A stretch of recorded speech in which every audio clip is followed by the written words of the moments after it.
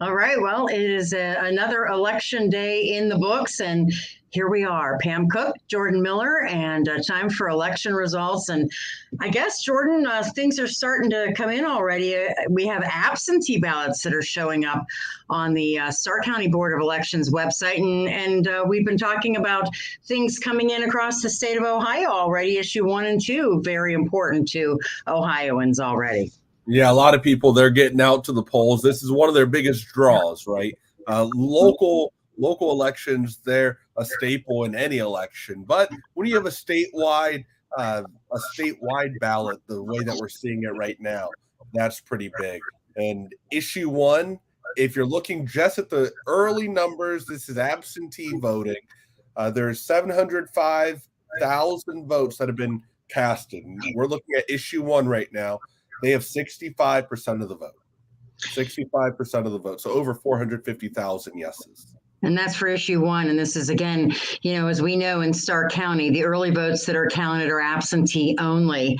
And we'll run through some of those that we have. And coming up here in about 10 minutes or so, maybe 15, Travis Seacrest from the Stark County Board of Elections is going to join us. He can kind of give us an idea of what the turnout was like today across Stark County, if they had any problems, and maybe what it's going to look like as far as tabulation goes, how long what kind of a night it's going to be for all of us as far as the vote count goes.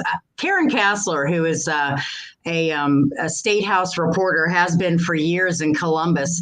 She has a count. She kind of watches the early tracking of election day turnout across the state, and she noticed that Stark County's voter turnout right now is at like 51%.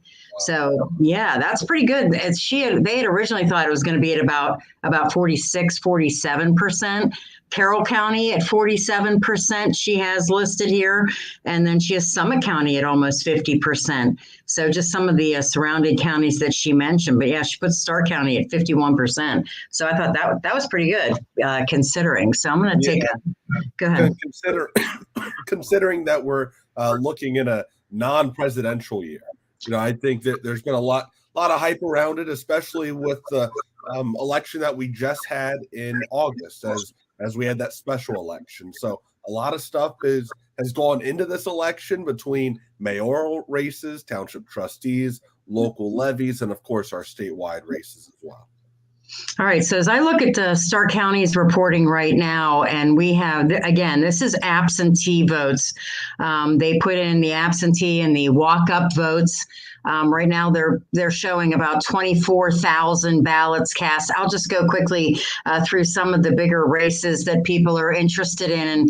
Like in the mayor for City of Canton, it shows William Shearer II, the Democrat, with 77% of the vote. In the Canton City Council at large race, we are showing you pick 3 out of the 6 that are, or there are 5 that are on the ballot, and we show James Babcock, the Democrat, Lou Giavasis, the Democrat, and also Crystal Smith, the Democrat, all leading there. Also in Canton City Council Ward 2, right now it shows Brenda Kimbrough, the Democrat, is leading. And as we scroll through to Massillon Mayor, right now, Kathy Catazero Perry, the incumbent, is leading with 59% of the vote over challenger Jamie Slutz, who is a city councilman. And that was expected to be a closer race. It may, because all things can change. Again, these are certainly just absentee ballots. And president of council, that race, sometimes is nondescript. You have people not really sure, president of council leads the way. But our old colleague, a guy who has worked for WHBC on and off for many, many years, but J. David Ress leads that right now with 43% of the vote for president of Massillon City Council. Now, their council at large race, boy, they had a lot of people in that race. 6 people, and you only vote for 3. So it is a tight race right now with Ted Hernkane and Holly Bryan Huth and let's see, Robert Williams. Right now, those are the 3 leaders, and that's in the Massillon at large race. You have Massillon Ward 1 race, William Walker with 55% of the vote. You have in the Massillon Ward 2 council race, Eric Ray with 63% of the vote. Linda Blankenship in Ward 3, Jill Kramer in Ward 4, Timothy Ferris in Ward 5, and David McCune in Ward 6. And then for Canton Municipal Court Judge, we have Kristen Boarda with 64% of the vote over Dennis Barr, who is the chief prosecutor in the Stark County Prosecutor's Office. And also we have a really close race for the other judgeship in Canton Municipal Court with Earl Wise Jr. leading over Kurt Warren. Let's see, North Canton Ward race. We have Melissa Owens with 60% of the vote. John Orr, the incumbent in Ward 4, leads that race. And then just in Stark County, in the this initial absentee race, for issue 1 statewide, the statewide abortion issue in Stark County, it leads with 64% of the vote. And the issue 2, and that is the adult use cannabis. This is recreational marijuana. It leads with 53% of the vote, so a lot closer than issue 1. But issue 2, and that's just in Stark County. I'm going to try to get to some of the school issues.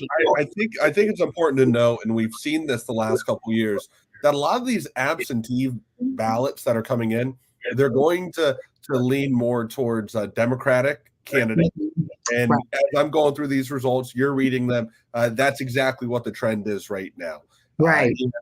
There's a lot of yeses coming that are coming in right now because there are people that are either more left or more right that's kind of dictating whether they're voting yes or no on the respective statewide issues as well.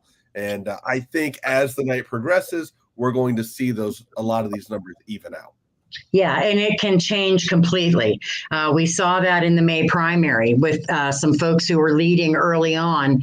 Ended up the end totally changed in that. And again, if you have comments or you want to mention some things, certainly do that. We'll be happy to mention that to you. And we're looking at Elliot Cox, who says, I really hope people took the time to educate themselves because so many issues that need to be addressed. The issues are huge and affect so many people. And that's very true. It's very true. And I think one of the things was that there were it was very complicated. Issue 1, very complicated. And there were also a lot of misnomers. You know what I mean? There were a lot of things that were out there that were in ads, as there always is at election time. I got a phone call today, Pam. After the polls close, I'm driving home. I've been doing some work prior to this, and it was from a family member. And they said, Jordan, I voted, this way on issue 1. They said, I just read something. I was just told something. I think I made the wrong decision. I said, well, where did you hear it? I said, there's a good chance it was just slanted in whatever article you were reading. Mm-hmm. Educating yourself is extremely important, especially when you're making these yes or no decisions. Yeah, and it's the whole country is right now is watching Ohio. Mm-hmm. Ohio is the only state that's going to make this decision regarding abortion rights in 2023, and many states may follow. Now, what's going to happen in the aftermath if this issue fails? Probably the total abortion ban will go back into effect. So that's certainly something that we'll have to talk about. Also, what happens with the issue 2? I saw somebody had posted a story, and the headline was, "Can I smoke a joint tomorrow if issue 2 passes? Can I do that?" No, you can't. And that's there are things that are going to be happening, but we also are going to have a little bit later on tonight at 8:45. We're going to have Matt Hisrich, who is from Quonset Hut. And he was part of a really, really good panel. I'll tell you, the League of Women Voters, if you ever want to get great information, information that is not slanted, that they have a lot of great forums regarding, election issues. And Matt was on a panel where they discussed all of those issues. J. Dean Caro, who I had on about issue 1, was on that panel as well. But Matt was on there talking about issue 2 and recreational marijuana and how it will affect businesses and tax money. And if it fails, then what happens? And if it passes, then what happens? Because a lot of people are wondering, how are they going to enforce this? I said, the person who creates the breathalyzer, AKA for pulling people over in a traffic stop to find the amount of marijuana in their system is going to be a millionaire. That's the next. Yeah. That's the next great invention, right?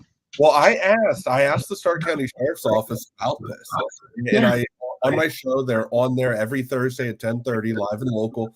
And I said, "What is the protocol?" Because I know that they're trying to legalize marijuana the way that alcohol is regulated, right? That's the group, yeah. That's the name of the group, as you said. And I said, well, how does a police officer know? How do they test for it?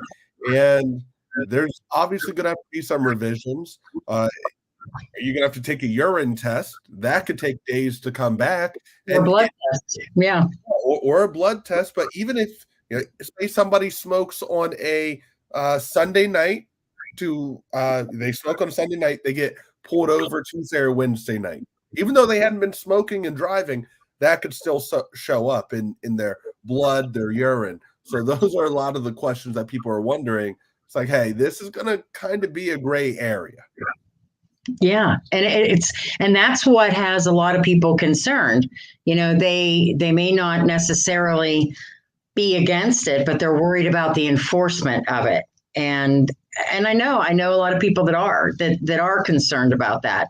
But the other part of it was, you talk to different people about different things, and I found it interesting. People were, saying, "Hey, there are people over 50 and 60 years old that have smoked pot all their lives," or this is not a new phenomenon.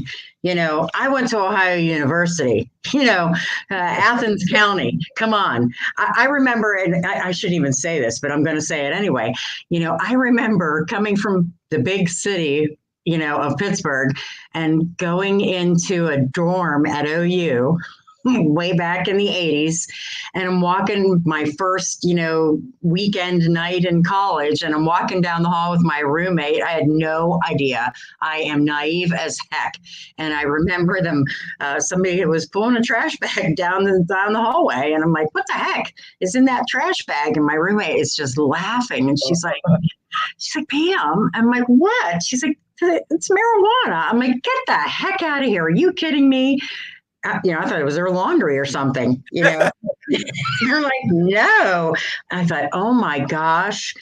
But, it's been around and it continues. I mean, people young and old. I mean, people smoking marijuana, whether they want to admit it or not, they are. Now, I can tell you, if this were to pass tonight, 30 days.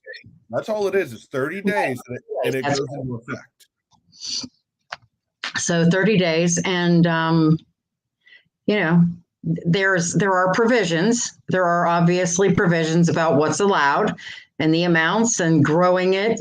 Provisions about growing it. We'll talk to Matt about this. Like I said, coming up at 8:45, we're going to have a chance to chat with him about this, and he can explain a little bit more to us and what it all means. And I find all of that interesting. Like I said, it is not, and I find it funny that, and you'll get a kick out of this, Jordan, I know you will. But that Michigan is, the people who were enjoying the Michigan sign stealing situation are using that as part. Hey, they stole our signs. Don't let them steal our tax revenue. That was the ads, because people are going over to Michigan to buy their stuff. People are. I knew someone a couple years ago when I first met him. He was a marijuana user, smoker. He said, "Yeah, I'm heading on over to Michigan." I said, I said, "Oh, you're staying there for the weekend?" He said, "No, I'm going there, getting what I need, and I'm driving back." I Yeah. said, "You're making a trip out there just to get cannabis, just to get marijuana." He said, "Well, it's a lot. It's legal there." And when I was driving through Michigan on Saturday myself, I was there for an event. I saw signs that were up. I considered stealing them, but I didn't.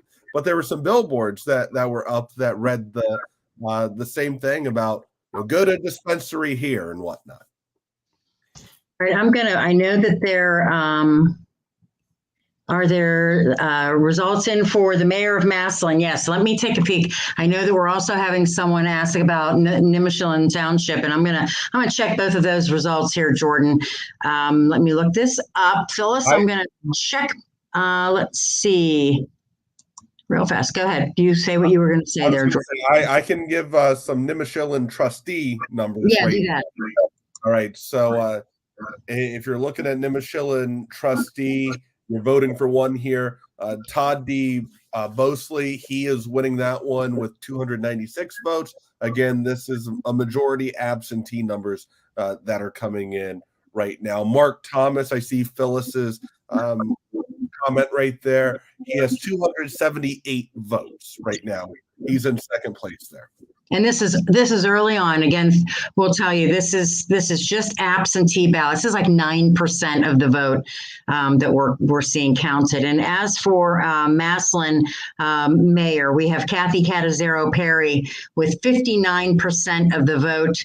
And Jamie Slutz with 41% of the vote. So, but right now that is this is very early on, very, very early on. I know that Travis Seacrest from the Board of Elections should be joining us here any minute now. Hopefully we'll be able to get in touch with him.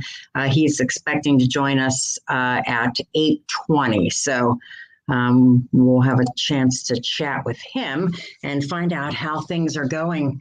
We are ready for Travis. Yes, if he's ready for us, Billy, go ahead and bring him in. And we'll see how things are going. Hi, Travis. How are you?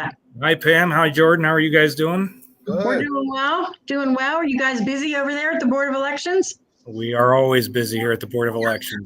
We've had a steady day. A lot of voters participated in the process today, and we're hearing back from our poll workers out at the polling locations. They are closing things up and heading this way. So we'll start getting some additional results here in the next hour or so. Oh, good. Good to hear. No troubles today. Typical election day issues. There's always small things with setting up and getting things moving first thing in the morning. But we had a pretty good day, pretty steady day throughout the county with turnout, and the voters certainly showed up. Have you seen any numbers on maybe what the turnout was like for Stark County? Yeah, we're actually we're expecting to see over 50% turnout today. Wow, that's pretty darn good then. That's great for a odd year general election. Those are pretty big numbers, so we're excited to bring them in. Yeah, you guys had your meeting, I would imagine, beforehand here and got everything set and ready to go. Right. Yeah. Our boards met a couple times a day to make sure we had all of our absentee ballots squared away and ready to go. And our results that are on our website right now are all of our absentee ballots that we have received before the close of polls today. When you guys get everything taken care of and then you guys set a canvass date, explain that to people what that means, the canvassing date. The results that we're going to see tonight are unofficial. So the canvassing process is where we take closer looks at all the numbers. We take any late arriving absentee ballots that may come in the mail over the next few days, all the provisional ballots that were cast today and are in early voting. All those ballots are examined to make sure that they're valid. And then we will add all those ballots in for the official canvass will happen just after Thanksgiving. So tonight is unofficial numbers. Our official numbers will come after Thanksgiving. And then if there's a recount or anything like that, that's when all that kicks in at that time too. The recount would be decided at that point in the official canvass. Yes. Okay. And Travis, when I was at my polling location today, I saw some signs in there that read, "Please no phones in the polling location." Can you explain that a little bit? Are you guys worried about people taking photos of other voters? What's the reason for those signs? Cell phone policy is a longstanding policy of the board. It's generally about being respectful to others. Not using your cell phone during being on phone calls and things like that. Many times now, obviously you have information and data with slate cards on your phones. Obviously that can be used. It's just it's a matter of asking for respect so that other voters can certainly examine their ballot, read their ballot, and make sure that they are having a good environment to make the educated decisions that they need to make. So. Did you guys fill your quota for poll workers for this time around? Yeah, we did hit our goal for the number of poll workers. Of course, we're always looking for more new poll workers. We'll be going into a presidential year. We know a lot of people like to get involved in the presidential year, so we will start hiring poll workers very soon. So contact the Board of Elections if you're interested in serving as a poll worker for either the presidential primary or the general election in 2024. And I just thought about this, and I don't think I know the answer, but is our primary going to be in March or in May? Currently scheduled in March. March. I can't even look past today. So I think it's like March in the teens, 17th, I think, maybe. Oh my gosh. Oh, St. Patrick's Day. Ah! Oh yeah, my so there'll be a filing deadline for the March primary is actually in December. So the candidates who are going to be looking to participate in the 2024 election will be filing their petition soon. So it never stops. I was going to say, we don't get much of a break from all of this, do we? Or you especially. You more so than anybody, right? It's been a long year. I do see a question here. It says, how long does it take to get the in-person vote results in?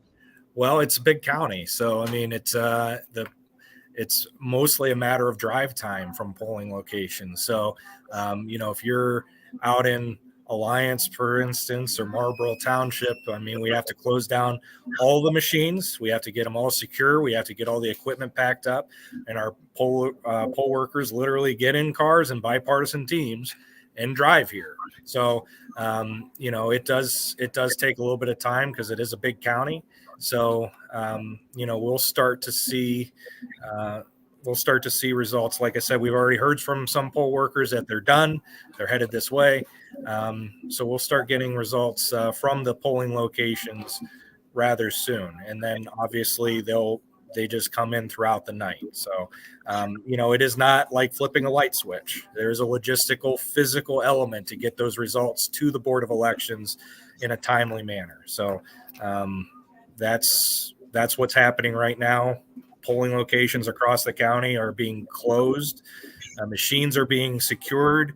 The results are being secured and physically transported back here on Region Avenue. Travis, how long have you been with the Board of Elections? I'm sorry, Jordan.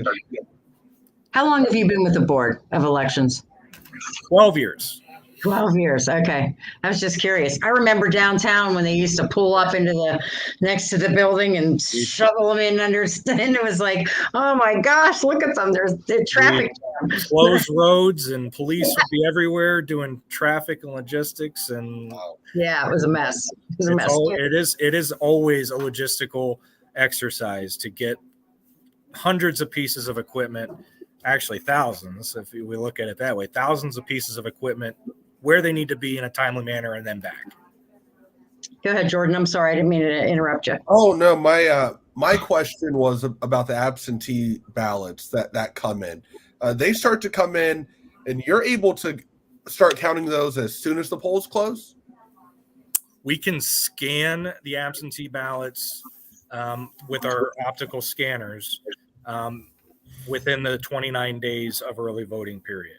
We cannot tabulate them until the polls close. Okay.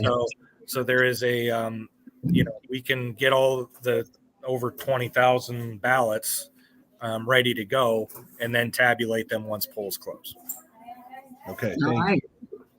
All right. Well, I know you're busy and we appreciate a lot of good information for folks. And we're going to sit here and wait till this all comes to a grand conclusion. Looks like our first polling location just came in, so we're off and running. All right. Very good. Thanks, Travis, so much for coming on. All right. Have a good night, guys. Thank you. All right. You too. All right, Travis Seacrest, that's good to hear. First polling location has arrived. Yeah, it is funny because when the Board of Elections office was on 4th Street, I believe, where the Renkert building is downtown, and it was a mess, and it was crazy when they would, and that's when, election night would go into the wee hours, and it wasn't electronic, and it was, it was mice with chisels into concrete. That's how old I am, guys. Yeah.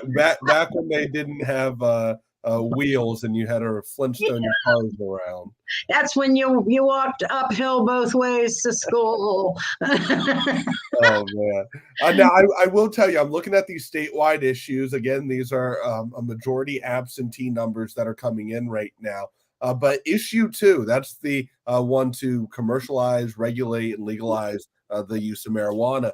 That's actually evening out a little bit across the whole state. So right now, 56% of the vote is yes, 43.5%, so 44% of the vote is no on issue 2. Now, issue 1, which is the abortion amendment that a lot of people are talking about. You're seeing the advertisements on TV. That one is still leaning very heavy towards yes right now. So issue 1 statewide is at 63%. Yeah. The prediction as they did polling, throughout the election time, felt that both of those were going to pass by a decent amount, not landslide or anything like that, but you never can tell. You never do know. So, we'll see how all of that pans out and how, if the polling was indeed true. But like I said, it's going to be interesting throughout the night to see how this goes and to see, we know that it can really definitely change with from what we see here. It's going to be interesting. We're going to see a new mayor of Canton. This is going to be a whole new world for the city of Canton. And Tom Burnaby ending what is a very, very long and storied political career. I was kind of laughing today. I have him on every Tuesday morning at 7:20. And when he came on this morning, I said, well, this is the last time I'll have you on as mayor.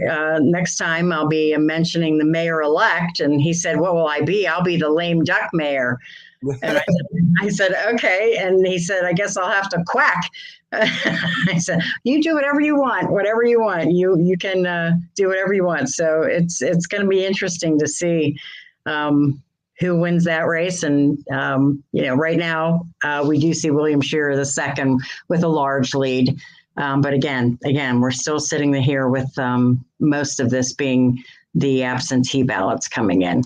Yeah, I mean, as Travis Seacrest just told us, the first precinct actually just arrived while we were on the phone with them. So as I keep refreshing the election results here, it shows 0 precincts are in. So right. I'm sure within the next 10 to 15 minutes, we're going to start seeing those. As we're talking about Mayor Burnaby, he's on every Tuesday, and the people of Canton, they love that, right? They tune in to find out what's going on the local level with the mayor. Are we going to be able to still get that with whoever the next mayor is? Yes. I had both of the 2 candidates in to interview before, the election, and both of them agreed they would do that. So, yeah, we'll be good to go. We'll still have them come on and talk to us about everything happening in Canton and what's going on.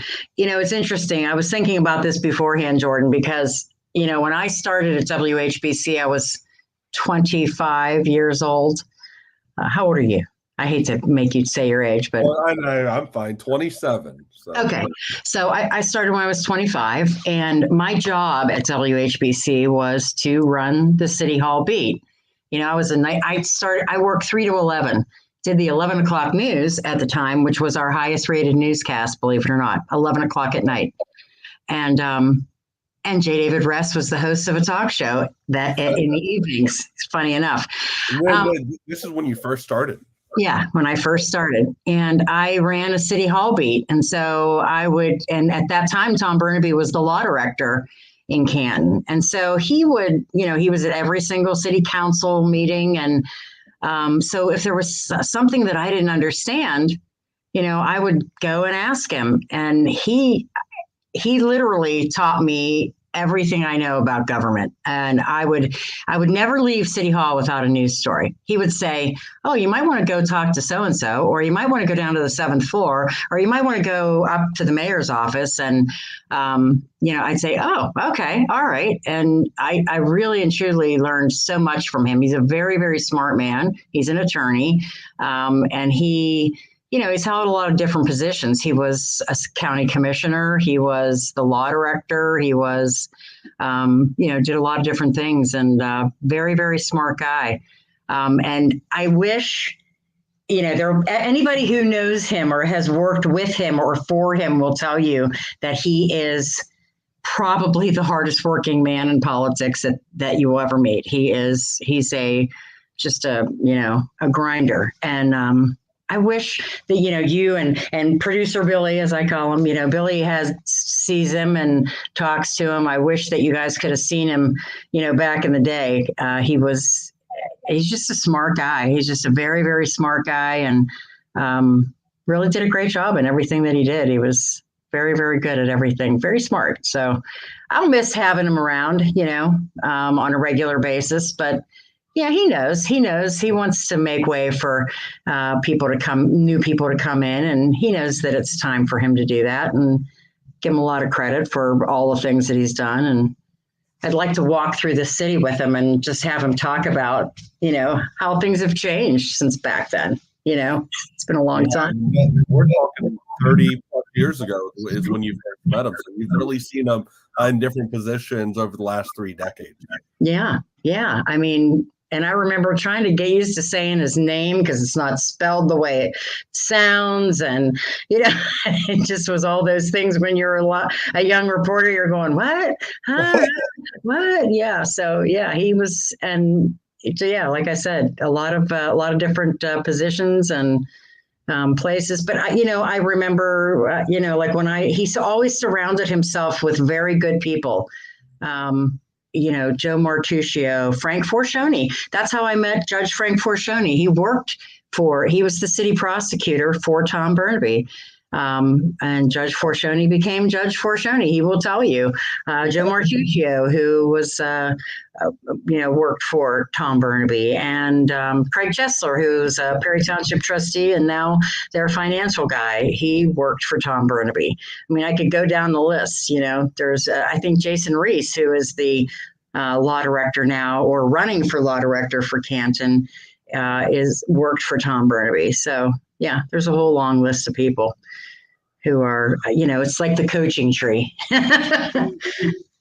I'm looking right now, trying to see if we have any precincts coming in. As of right now, I'm dipping back and forth between Carroll County and Stark County, both, and we don't have any precincts that are reporting just yet. Yeah, I'm looking here too.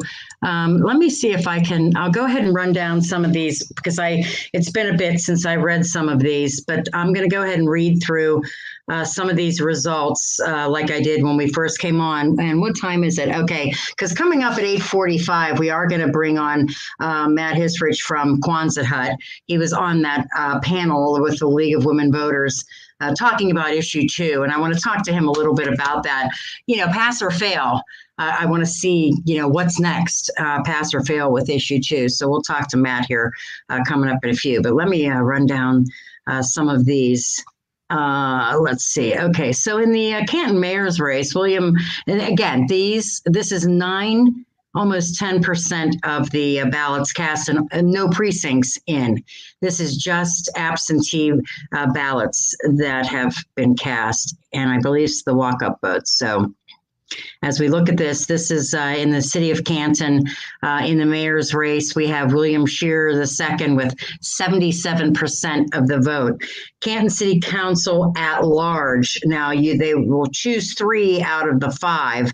Right now, it's James Babcock, Lou Giavasis, and Crystal Smith. We also have Canton Ward 2, Brenda Kimbrough with 60% of the vote. We also have in Massillon's mayor's race, we have Kathy Catazero Perry, the incumbent, with 59% of the vote. President of Council in Massillon, J. David Ress, with 43% of the vote. We also have Massillon Council at large. You choose 3 out of 6. So it's a very close race, but we have Holly Bryan Huth and Ted Hernkane and Robert Williams. That's as of right now. And these are, again, just absentee. We also have in Ward 1, William E. Walker. We have in Ward 2, Eric J. Ray. We have in Ward 3, Linda Blankenship. In Ward 4, Jill Kramer. We have in Ward 5, Timothy Ferris. In Ward 6, David McCune. And then Canton Municipal Court Judge, we have Kristen Gordado.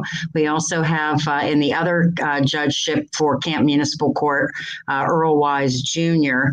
In North Canton, we have Melissa Owens.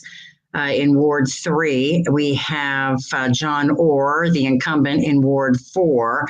And then just in Stark County, just in case you're wondering how the statewide issues are doing in Stark County, issue 1 in Stark County, winning big, 64% of the vote, yes. And then issue 2, the marijuana issue in Stark County, passing with 53% of the vote.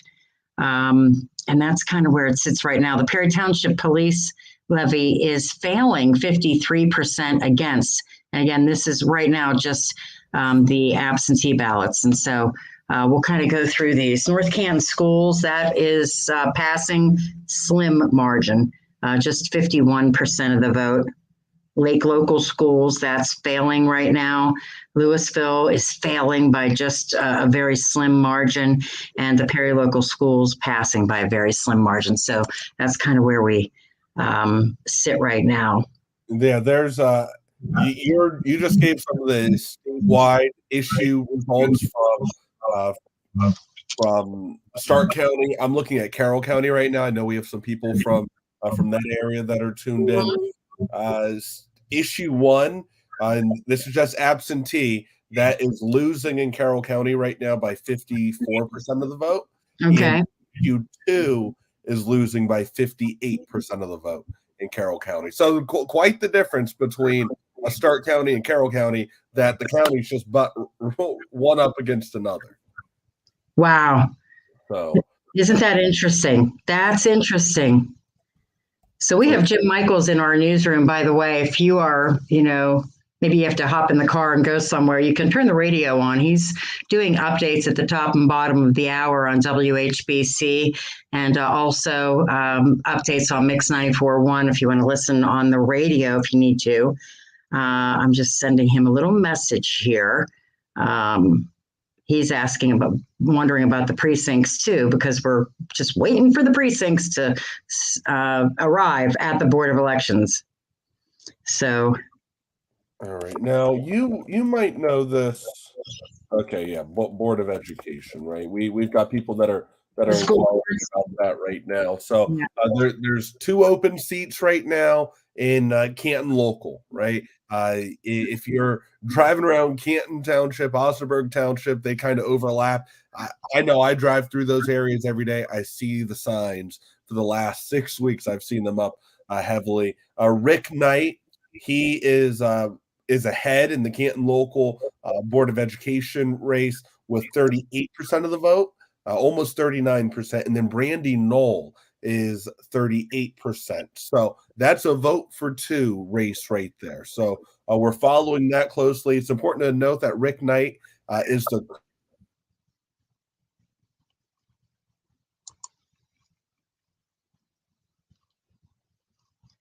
I lost your voice for some reason, Jordan. All right, there we go. Can you hear me? I can hear you now. Can you hear me? I can. All right. Can you hear me? I have no clue what's going on here. Well, we can. Okay. Hi. Okay, so George is asking, how does it work? Do they count absentee ballots first? Yes, they do, George. They count absentee ballots first. And yeah, Jordan was muted. Yeah, they count the absentee ballots first. Travis Seacrest with the Stark County Board of Elections was with us just a little bit ago. And as he explained it, they put all of the absentee ballots in. They can scan them in, but they cannot tabulate them until the polls close. So once they scan them in, they kind of let them sit there. And once they have them all scanned in, they let them sit there, polls close, then they go ahead and they count them, they tabulate them. So then things are good to go. So I hope that explains that to folks. Okay, we all good now, Jordan? I'm back. I feel okay. I feel like Cam Newton returning to the Panthers. Man, I got kicked out, and then here we are. Yeah. My dabbing, is that what it is? Yeah. I don't know where I cut out at, so I'm going to go back over the Canton Local Board of Education. Yep, go right ahead. Rick Knight, he's currently leading that with 39% of the vote, and Brandy Knowles right behind him at 38%. That is a vote for two race right there. Justin Lonka, he has 24% of the vote right now. Again, this is very early absentee voting. None of those candidates have even made it to 400 votes. 400 votes yet, because this is just the absentee results that are coming in. Fairless Local Board of Education, this is a vote for two, and there's actually only two candidates there, Justin Henry and Ken Killian. So it doesn't really matter how anyone votes for either one of them. They'll be there. And Jackson Local, that's a vote for two situation as well. We don't really have many contested ones when it comes to Board of Education, but when you get down to Lake Local, there's 4 different candidates there, and Lake Local, and Deborah Kane is winning that one at 34% of the vote, and Scott Neighbors is right behind at 33%, and they're ahead by quite a bit in front of Stacy Hoffman and Randall Bear that are coming in at 19% and 13% respectively. Okay. All right. So we've got quite a few that we're keeping an eye on. And again, as we said, we do expect some of the precincts to be entered in here pretty soon. That's at least what Travis told us. So we're hoping to refresh at some point soon and see that. But right now, and you keep an eye on that statewide, the statewide issues, as we're hoping to get some results on that first. But right now, we're going to talk about issue 2. We have Matt Hisrich from Quonset Hut with us. He was, I wanted Matt to come on with us tonight because, hi, Matt, how are you? Pretty good. How are you? Good. We're just kind of hanging out and waiting for all these results to come in and see how things are going to turn out. But I wanted you to come on. I was telling Jordan Miller here with us, who's our host of Live and Local on WHBC. One way or the other, pass or fail, kind of a what's next situation. But maybe explain a little bit about this issue, because I know you were on the panel with the League of Women Voters and, had a chance to explain it to people. But so what happens next, pass or fail with issue 2? Well, I mean, it's a great question. I think we're going to see movement whether it passes or fails, just because there's increasing pressure from other states that are moving in this direction. So, even if it fails, I think ultimately there's going to be movement as Ohioans recognize other states are moving in this direction. Michigan's already approved it. We have Ohioans buying up there right now. And the state or the Senate and House at the federal level are looking at a lot of legislation that could implement this going forward as well. So I think there's going to be a lot of change coming one way or the other. Yeah, what do you think's the biggest hang up if it doesn't pass? What do you think people are worried about the most? I mean, the sort of talking points from the anti-issue 2 side come down to absenteeism at work, children getting access, sort of health impacts, and I think that there's been some, obviously I come from a particular perspective, but what I would say is kind of like fear tactics around the dangers of it. But we have lots of states have already taken this move, and we're not seeing those kind of dangerous outcomes. Matt, let me ask you, how do our law enforcement officials, how do they handle it? How's Michigan handling people that are smoking and driving? Is that a concern that they're seeing in Michigan? And is that a concern that people are seeing right here in the state of Ohio if this were to pass? Yeah, I think so. One of the concerns, like compared to alcohol, for instance, you can take a test pretty quickly and determine at what level you've consumed alcohol. And those kind of tests, although people are working on them, don't exist for marijuana right now. But I think, even before these tests existed, officers had the ability to determine if somebody was impaired. This is just an additional tool to say, okay, at what level were you impaired? And this is true whether you're coming to work or not, right? Like even if you're showing up to employers and you're impaired, it doesn't necessarily matter how impaired you are if you're not able to perform your duties or drive appropriately, those kinds of things. Ohio typically has been a state that has been behind on a lot of issues. It took us a long time to make casino gambling legal, right? I mean, so like you said, I think eventually it's going to happen. I was joking with Jordan earlier. I said the person who comes up with that breathalyzer or that item that's going to test, that law enforcement can use to test for marijuana when somebody's driving is going to be a millionaire. I mean, to figure it out is going to be the way to go. Yeah.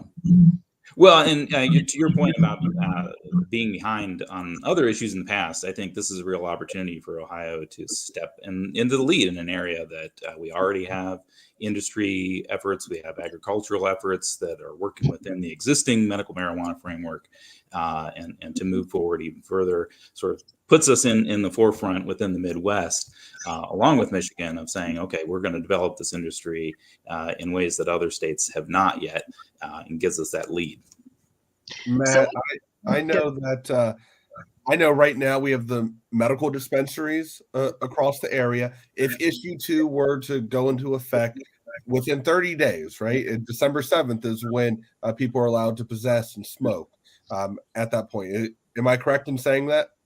Yeah, so my understanding of the way that it's written, and the legislature has the ability to make some adjustments and tweak the language, and that was intentional. So it's not like we're passing an amendment that is tied to a specific language for perpetuity. This is something that can be adjusted and tweaked as needed. And so the exact framework, basically it gives us a blueprint for how this can roll out, but the legislators have the ability to make some changes. So I think there is some question of exactly what this will look like when it passes. But yeah, there is that time pressure of they need to figure something out and get it implemented. But will people be able to just go then to these medical dispensaries now once issue 2 is in effect? I mean, can a normal person without a medical card frequent one of the medical dispensaries there in Stark County? Yeah, so my understanding, again, is that there will still be a medical program.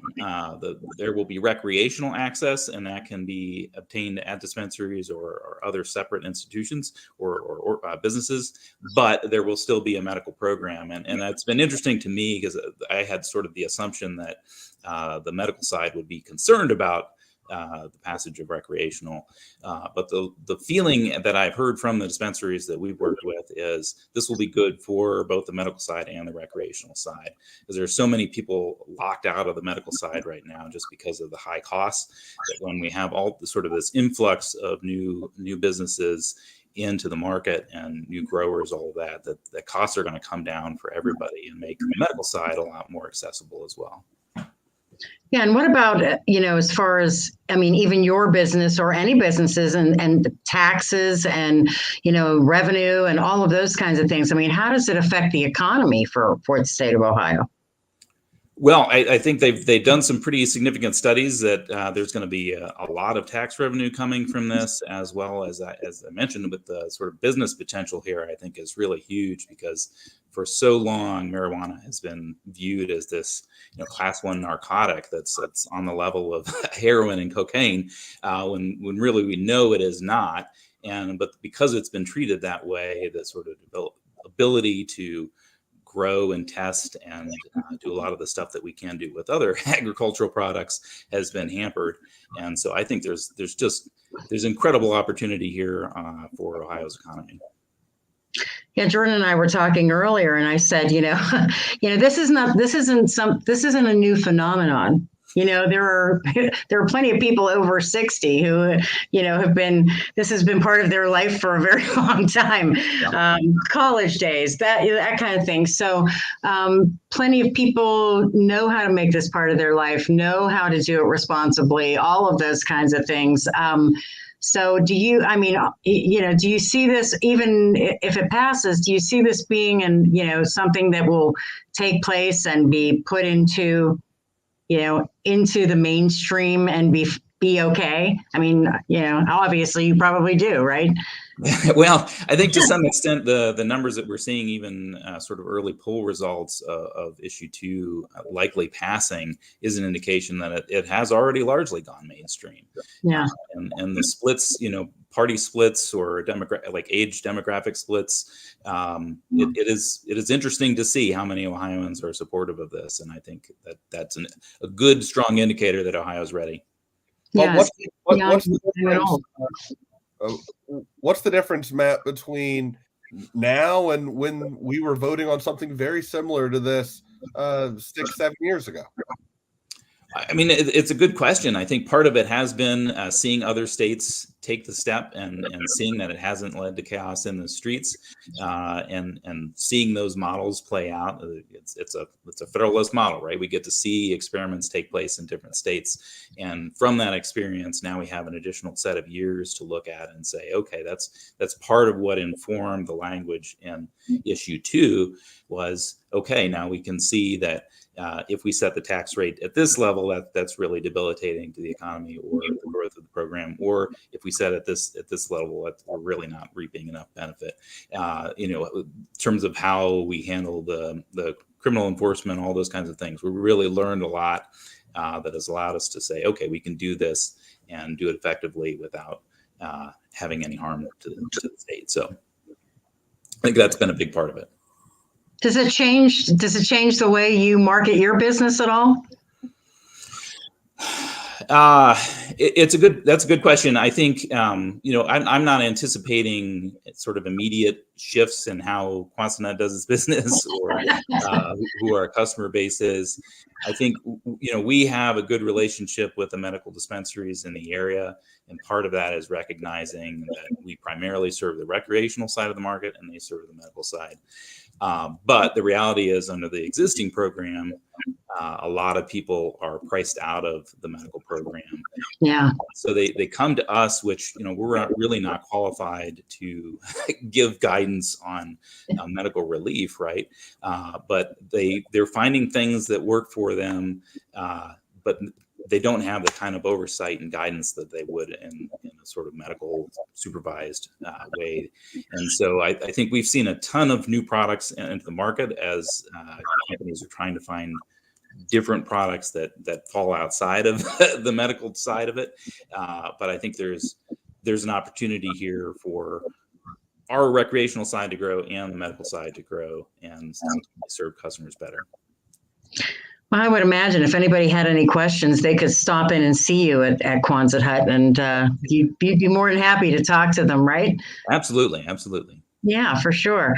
Well, I know we'll have more conversations about this, and hopefully I'll be able to chat with you again. Jordan will be able to have a chat with you again. We would love to be able to do that, pass or fail. And like you said, I know that even if this issue fails, this will certainly not be the end of it. It will definitely not be the end of it, for sure. Thank you so much for having me. Yeah, thanks for coming on, Matt. I really appreciate it. This was a good conversation. Have a good night. All right, you too. Thank you. Yeah, it's interesting. Like you people talk about Quonset hut, and oh, it's back. They're a hippie place, but they're not, and it's a cool place to go. They've got a lot of different things, but he's a smart guy, and he knows, and he had a lot of good information for us. So, like I said, I'm glad that he could come on and talk to us about that. Have you noticed anything else coming in there, Jordan? Yeah, so we actually have some precinct numbers that are coming in now. So this is how we're really going to start to see that change. Now, there's only 13 precincts that are fully reporting across Stark County. There's 273 total. There's 273 precincts total. So 13 are fully reporting, but that still is going to show a good amount of that's going to show a good difference. Now, issue 2 in Stark County is a little bit closer than it was earlier. So right now you're seeing 53% are yes and 47% are no on the adult use of cannabis, and that is just Stark County numbers. Right. That's just Stark County. And issue 1 in Stark County is 63% yes, 37% no. And then if we're looking across the state as a whole, with all of the numbers that we have in right now, we're talking over 1.3 million votes. Issue 1, the abortion issue, that is 59% of the vote for yes, 41% is voting no. And adult use cannabis, that is 56% yes, 44% no. Are they showing how many precincts are reporting across the state of Ohio? Yeah, so right now only 17% of the precincts are reporting across the state of Ohio. The exact number of that is 1,495. So that's just 17% of the 8,877 precincts total across the state. And we'll keep checking to see if sometimes you get the national polling, and they'll call some of these national. I keep refreshing my phone, looking myself. Me too. Me too. I haven't seen it yet, so I haven't either. So here's what I'm going to do. I'm going to go through, since we do have some precincts reporting, I'm going to go through the entire ballot. Give me a minute. I'm going to have a little drink of water here. I was going to say, I'll drink a water for you. And I'll go through this whole thing. You can interrupt me at any time if indeed you do get some kind of something, okay? Okay. Feel free to interrupt, and this will be great. But we'll go through this because I know some people are out. Everybody wants to hear their own very own, area race, and I'll try to get everything that I can. These are all obviously through alphabetical order, but so Alliance is first, but we'll start with that. So in the race for Alliance Treasurer, David Smith. In Alliance Council at Large, there's voting for 3, so we're good there. Okay, Canton City Mayor, we have William Shearer winning with 77% of the vote. I'm going to have to interrupt you already. I mean, that was very quick. That's good. NBC News is projecting that Ohio voters have passed issue 1.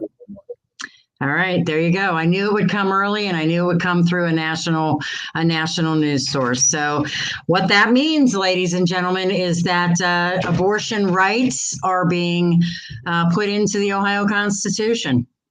And that's big. That is big.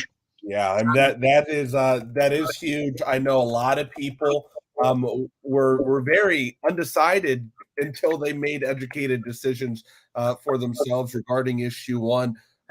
This means that Ohio is in a sense going to be a trailblazer for a lot of these other states, because there's some of those other moderate states that I could see also hopping on this bandwagon. So this news is just coming in. NBC News has projected that issue 1 the abortion rights amendment into the Ohio Constitution, they're projecting that is passing, and that is with very, not many of the precincts reporting yet, but there's enough votes right there to show that issue 1 is on its way to victory.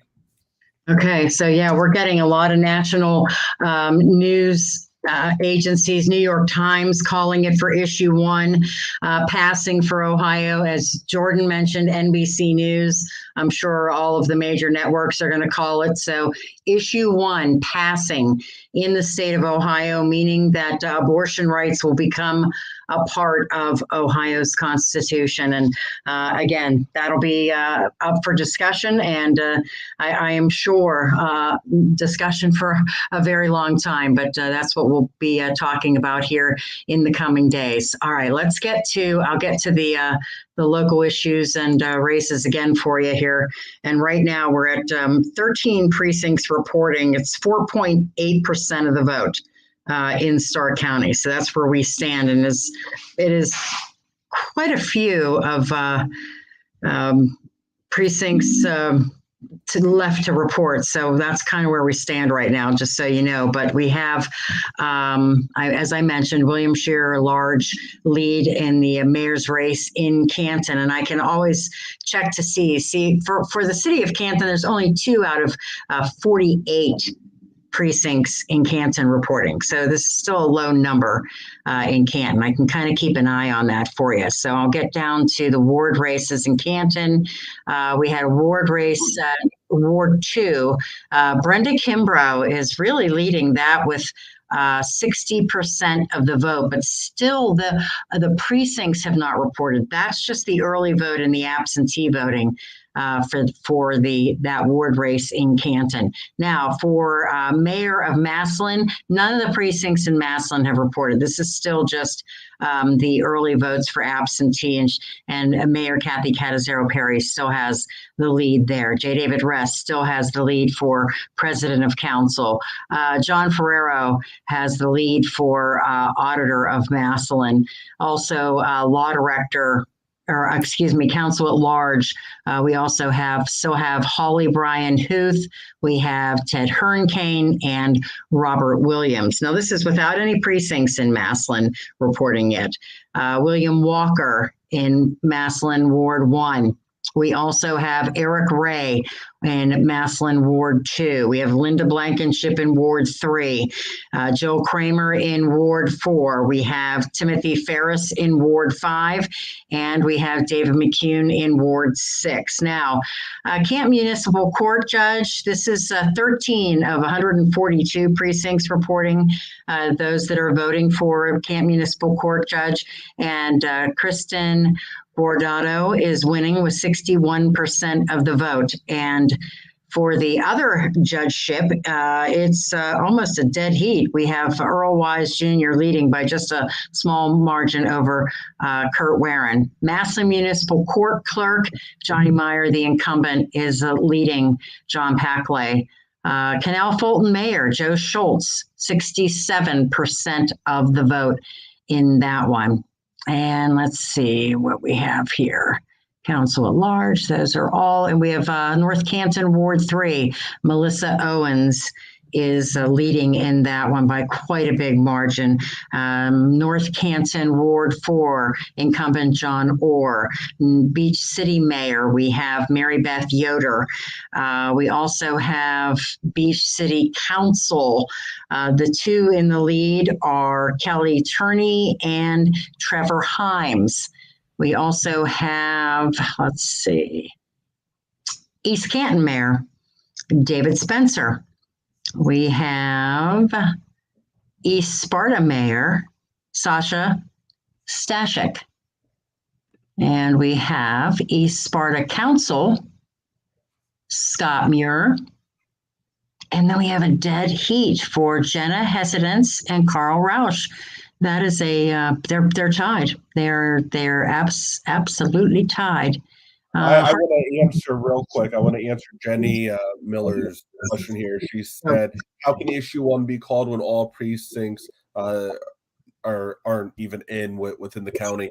I believe, and Pam, you correct me if I'm wrong here, they just start to look at the trends at that point, right? They look at the absentee numbers that are coming in, and they put the trends together. There's a reason we have these national outlets that are calling them, and not not the small ones right here in Stark County, Right, and they're also looking at the larger counties. They're looking at Franklin County, Hamilton County, Cuyahoga County. They're looking at Cleveland, Cincinnati, Columbus, and what it's looking like there.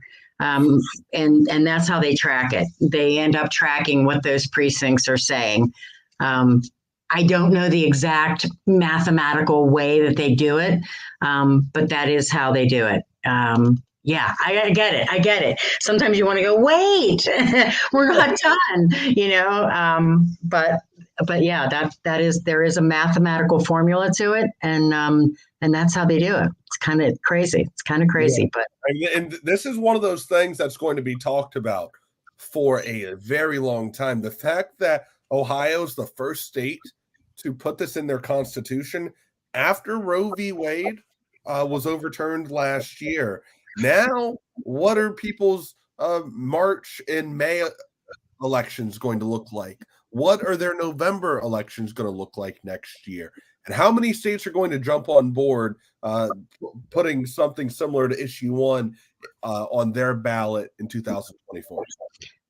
Right. And this also has a lot to say about, the Democratic races and the presidential platform, who's running on what, so that's a whole nother piece to it. So yes, it's a very important bellwether, as we always like to say, especially when we're talking about Ohio. But yes, absolutely.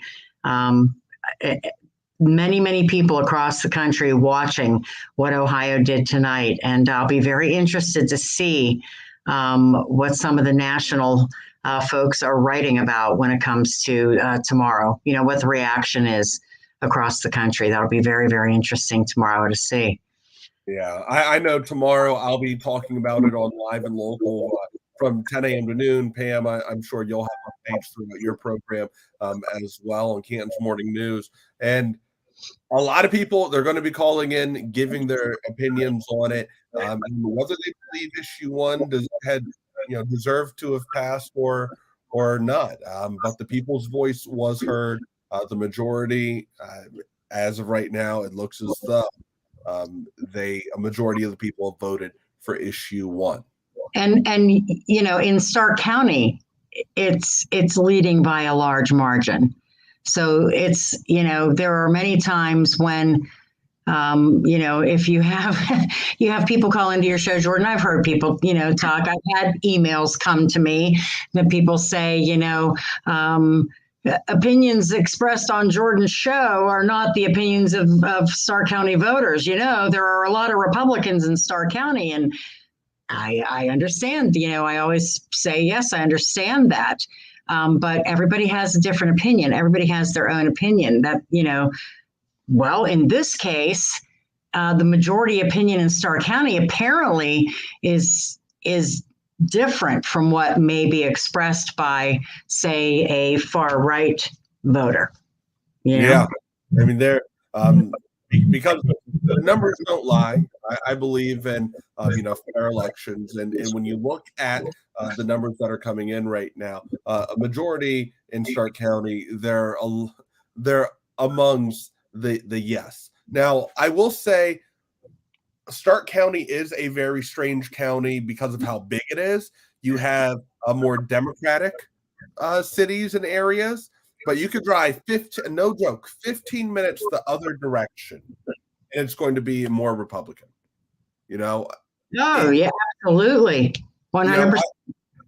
I leave here and where I live, and I'm in Canton within 15 minutes, and I know that's more Democratic, right? But if you're in a Minerva, if you're in a Waynesburg, maybe even Philadelphia, yeah, you're looking there at the more conservative views, but the bigger areas, they get out there as well in record numbers and they vote. All right, so here's the story from Associated Press, which I'll read just to give you a little idea. Ohio voters approved a constitutional amendment on Tuesday that ensures access to abortion and other forms of reproductive health care, the latest victory for abortion rights supporters since the U.S. Supreme Court overturned Roe v. Wade. Ohio became the 7th state where voters decided to protect abortion access after the landmark ruling, and was the only state to consider a statewide abortion rights question this year. The outcome of the intense off-year election could be a bellwether for 2024, when Democrats hope the issue will energize their voters and help President Joe Biden keep the White House. Voters in Arizona, Missouri, and elsewhere are expected to vote on similar protections next year. That's what I'm talking about. That's many believe that because this happened, this issue will go on ballots across the country at the same time you're voting for president. So if it draws out many Democrats to vote for it in the presidential election, that it'll be just like the down ballot of Republican votes affected this past election. It will affect this election in favor of the incumbent in the White House. Pam, it's still, to me, mind-boggling to think that Ohio, which is considered a battleground state, right? When we're looking at the presidential election, they have a large tendency on voting Republican. Many people call Ohio a Republican state right now and whatnot. Does it surprise you at all, especially covering politics as long as you have? Does it surprise you that Ohio is the first state to do something the way they are right now? No, because Ohio wasn't really always like that. Okay. It hasn't always been that way. So it doesn't really surprise me. I feel like it kind of sneaked up on us, the change to red, honestly. I mean, okay. Ohio is a strong union state. You look at Youngstown and that area, that was, Youngstown turning red for Donald Trump was huge. A very unexpected thing in that election. There were a lot of folks that flipped to red for Donald Trump in 2016 that many people didn't expect. So, it's interesting that you say it. Well, I like to get your thoughts on it because from my perspective, I mean, even 10 years ago, I wasn't involved I wasn't even old enough to vote. I mean, let's be real. I wasn't old enough to vote. I was young. I didn't really pay attention to politics all like that. So I didn't know, then I didn't know, was John Kasich a Democrat or a Republican? I didn't know what any of his beliefs were. And then as I get older, as I learn, hey, I should probably care about the things that I'm voting on, then I really start to pay attention. So it's good to get that explanation when you say, well, it kind of snuck up on a lot of people to see that change over the last decade. Well, and you know what? Honestly, Jordan, it's so different now. It's so different because, and it's kind of sad, to be honest with you. It's kind of sad because I don't think that a person, I don't know. I'm going to go out on a limb here, and I guess I'll just speak for myself because I don't want to put words in anybody's mouth. I'm just going to, this is my opinion. But it feels like back in the day, and I hate saying those words because I feel real old when I do, but there was a time when people never gave a second thought to, if that Republican candidate is good, I'm voting for him, even if I'm a Democrat. I kind of like him or her, Today? No way in heck am I voting for them. No way in heck. What's happening in Congress right now, what happened with the speaker, that's blasphemous. My father would just be sick to his stomach to be watching that. and see how people couldn't just figure it out. Ralph Regula, who was probably one of the just most unbelievable statesmen and, a hand across the aisle people that I ever knew.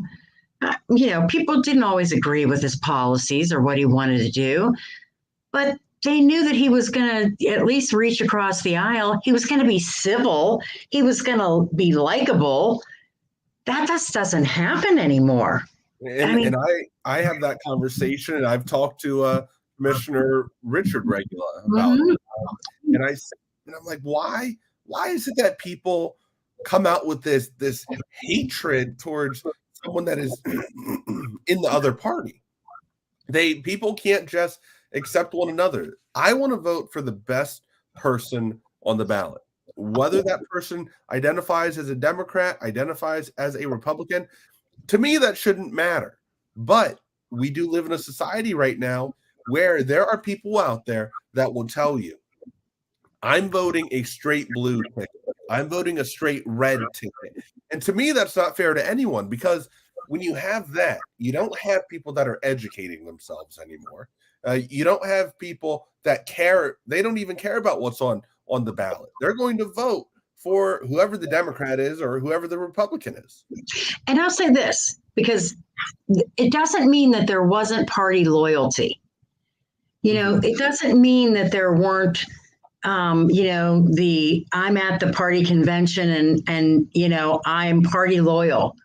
Ralph Regula was party loyal. Ow. I'm sorry. Did you hear that? That was my cat fighting. I'm sorry. It scared the heck out of me. Stop it. It didn't mean that they weren't party loyal. Janet Creighton is party loyal, but she's civil. You know what I mean? She's, and Ralph Regula was that way. They were still party loyal, but they weren't mean and nasty and name calling and rude. And, I hate that. And you're talking about the politicians right there, right? Now we have people that are just civilians like you and me. They'll end friendships right over who voted for what. Like, I'll tell you right now, issue one is such a controversial topic that I know there will be friendships ended over it. Yeah.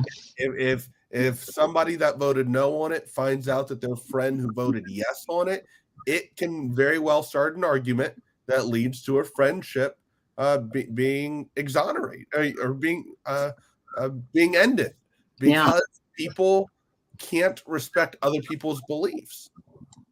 Yeah, I just find it's so awful. I just find it so hard.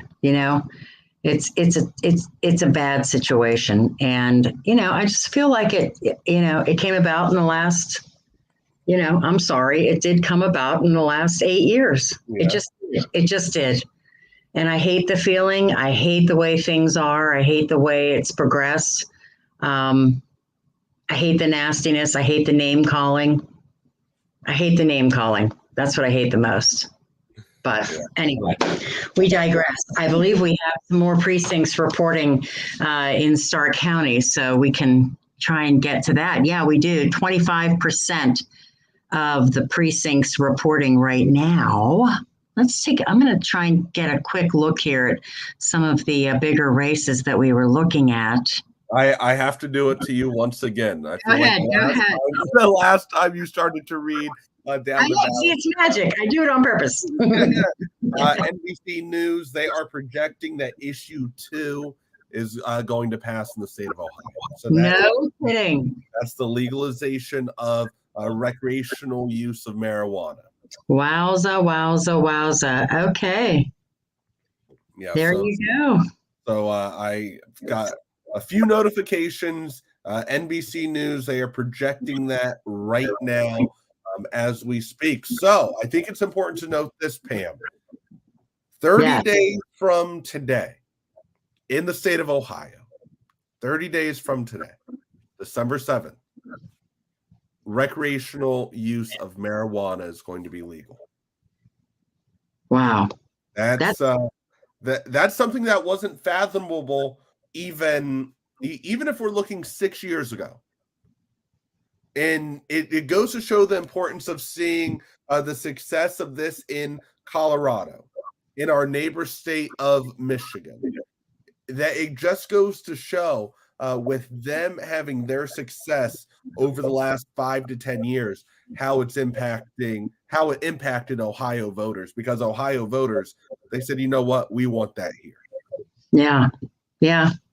And like I said, as I said to Matt from Quonset Hut a little while ago, Ohio has always, they've taken their time and, with casino gambling and then betting, the betting stuff, it took them time. They were, latecomers on all of that. And this was one of them. But they were losing money. They were losing money to surrounding states, and here it is. So, all right. So 1 and 2. The statewide issues passing.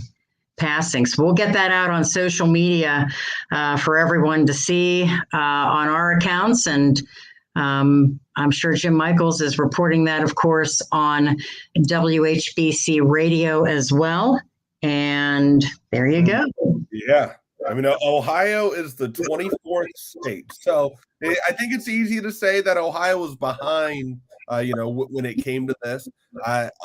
They needed to see other states do it, obviously, first, which is a contrast of issue 1, right? The abortion. Ohio's the first state to do an issue like issue 1 and pass it.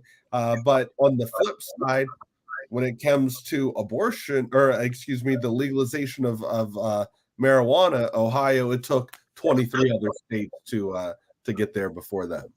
Yeah, that's crazy. Okay, I'm gonna just check out some other things here. I want to make sure I'm gonna tell Matt also. I want to tell Matt that we did just get the word, so he knows that it passed.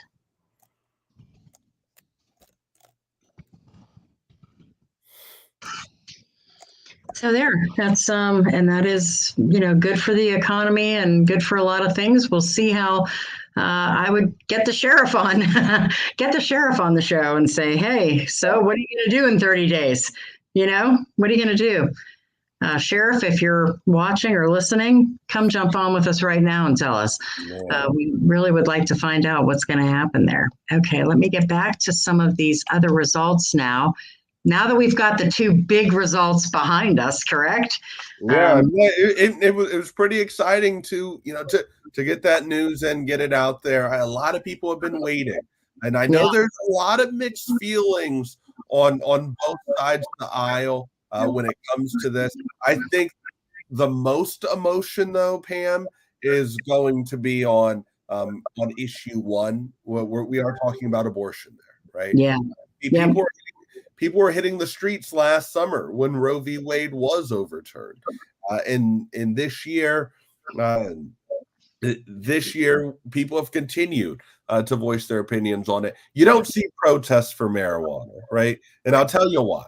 It's because people are still smoking it. All right, people are still smoking weed. They've got the gummies, edibles, and all that stuff. And people aren't out protesting the streets because they say whether it passes or not, they're still doing the same thing. It's not changing their life any. Yeah, exactly. All right, I'm going to take a quick look here through. Again, this is, and I'll refresh one more time just in case, 25% of the precincts reporting, and I'll go through some of these in case you were not with us a little bit earlier. But yeah, right now we've got 16 of the 48 precincts in Canton reporting, a huge lead for William Shearer II for Canton Mayor, the Democrat, to replace the retiring Tom Burnaby. Also, Canton City Council at large. And we pick 3 out of the 5. And right now it's James Babcock, Lou Giavasis, and Crystal Smith. And that's what it's basically been all night. Right now, with 2 out of 5 precincts reporting in Ward 2, Brenda Kimbrough is leading over the other 2 candidates in that race. And I'll scroll down here to Massillon Mayor. And we have 4 of the 24 precincts reporting, and that race getting a little closer. Kathy Catazero Perry leading with 54% of the vote. Massillon President of Council, that race also getting a little closer. J. David Rest still leading with 38%, almost 39% of the vote. And also, let's see, Council at Large in Massillon. Boy, they have 6 people running for 3 spots, and it is very, very close. Ted Hearn Kane, Holly Bryan Huth, and Robert Williams. But there are some other of those candidates who are really pushing close. In Ward 1, it's Mark Lombardi. And in Ward 2, it is Eric Ray. In Ward 3, it is Linda Blankenship. And in Ward 4, Jill Kramer with a large lead there, 64%. In Ward 5, it is Timothy Ferris. And in Ward 6, David McCune. And then Canton Municipal Court, there are 2 seats for judge that voters are selecting, and that's getting a little closer as well. Kristen Guardado leading Dennis Barr with 47 out of 142 precincts. And also now we have Kurt Warren leading Earl Wise Jr. And for Massillon Clerk of Courts, we have Johnny Meyer, the incumbent, with a pretty big lead there. Joe Schultz leading for Canal Fulton Mayor. Let's see, as we go down, Louisville Council at Large, Joan L. Jancic, and then Richard Slackford, and that's also a very, very close race. We have Melissa Owens in North Canton, Ward 3, big lead over Chuck Osborne, and John Orr in Ward 4, and Beach City Mayor Mary Beth Yoder. We also have Beach City Council. We have Kelly Turney and Trevor Himes. We also, let's see here, East Canton Mayor David Spencer. And I'm going to see East Sparta Council. We have Scott Muir. And like I said, the other 2 are in a dead heat for the 2nd spot. Hartville Mayor Cynthia Billings with a big lead there. And I'm going to try to get to some of these issues because we haven't really talked too much about the issues tonight, the local issues throughout our area. So I'll scroll down there. Oh, Jackson Township Trustee. In the lead right now is Debbie Busby with 30% of the vote there. And we'll go down to Lexington Township Trustee, Jerry Moffitt. And Nimishillen Township Trustee, right now it's Mark Thomas. And that's 2 of 7 precincts reporting. Let's see here. We're still getting through all of the trustees. Okay, so Perry Township Trustee, Ralph DeChara Jr., who is an incumbent, is in the lead with 50% of the vote. Perry Township Fiscal Officer Craig Chesler with 57% of the vote. And let's see, Plain Township Trustee Brooke Harless in the lead with 59% of the vote. And let's go. I am trying to get to some of I didn't really get through the school board members either. I know that a lot of folks were interested in Canton City Schools. Yeah, here we go. Canton City Schools picking 2. And right now, boy, this is very close as well. Kimberly Brown and Myra Watkins have the lead right now. That's 15 of 44 precincts there. I'm hogging the airwaves, aren't I, Jordan? No, that is fun. That is fun. I'm going to use this time to myself for a minute. You're napping, aren't you? I know it.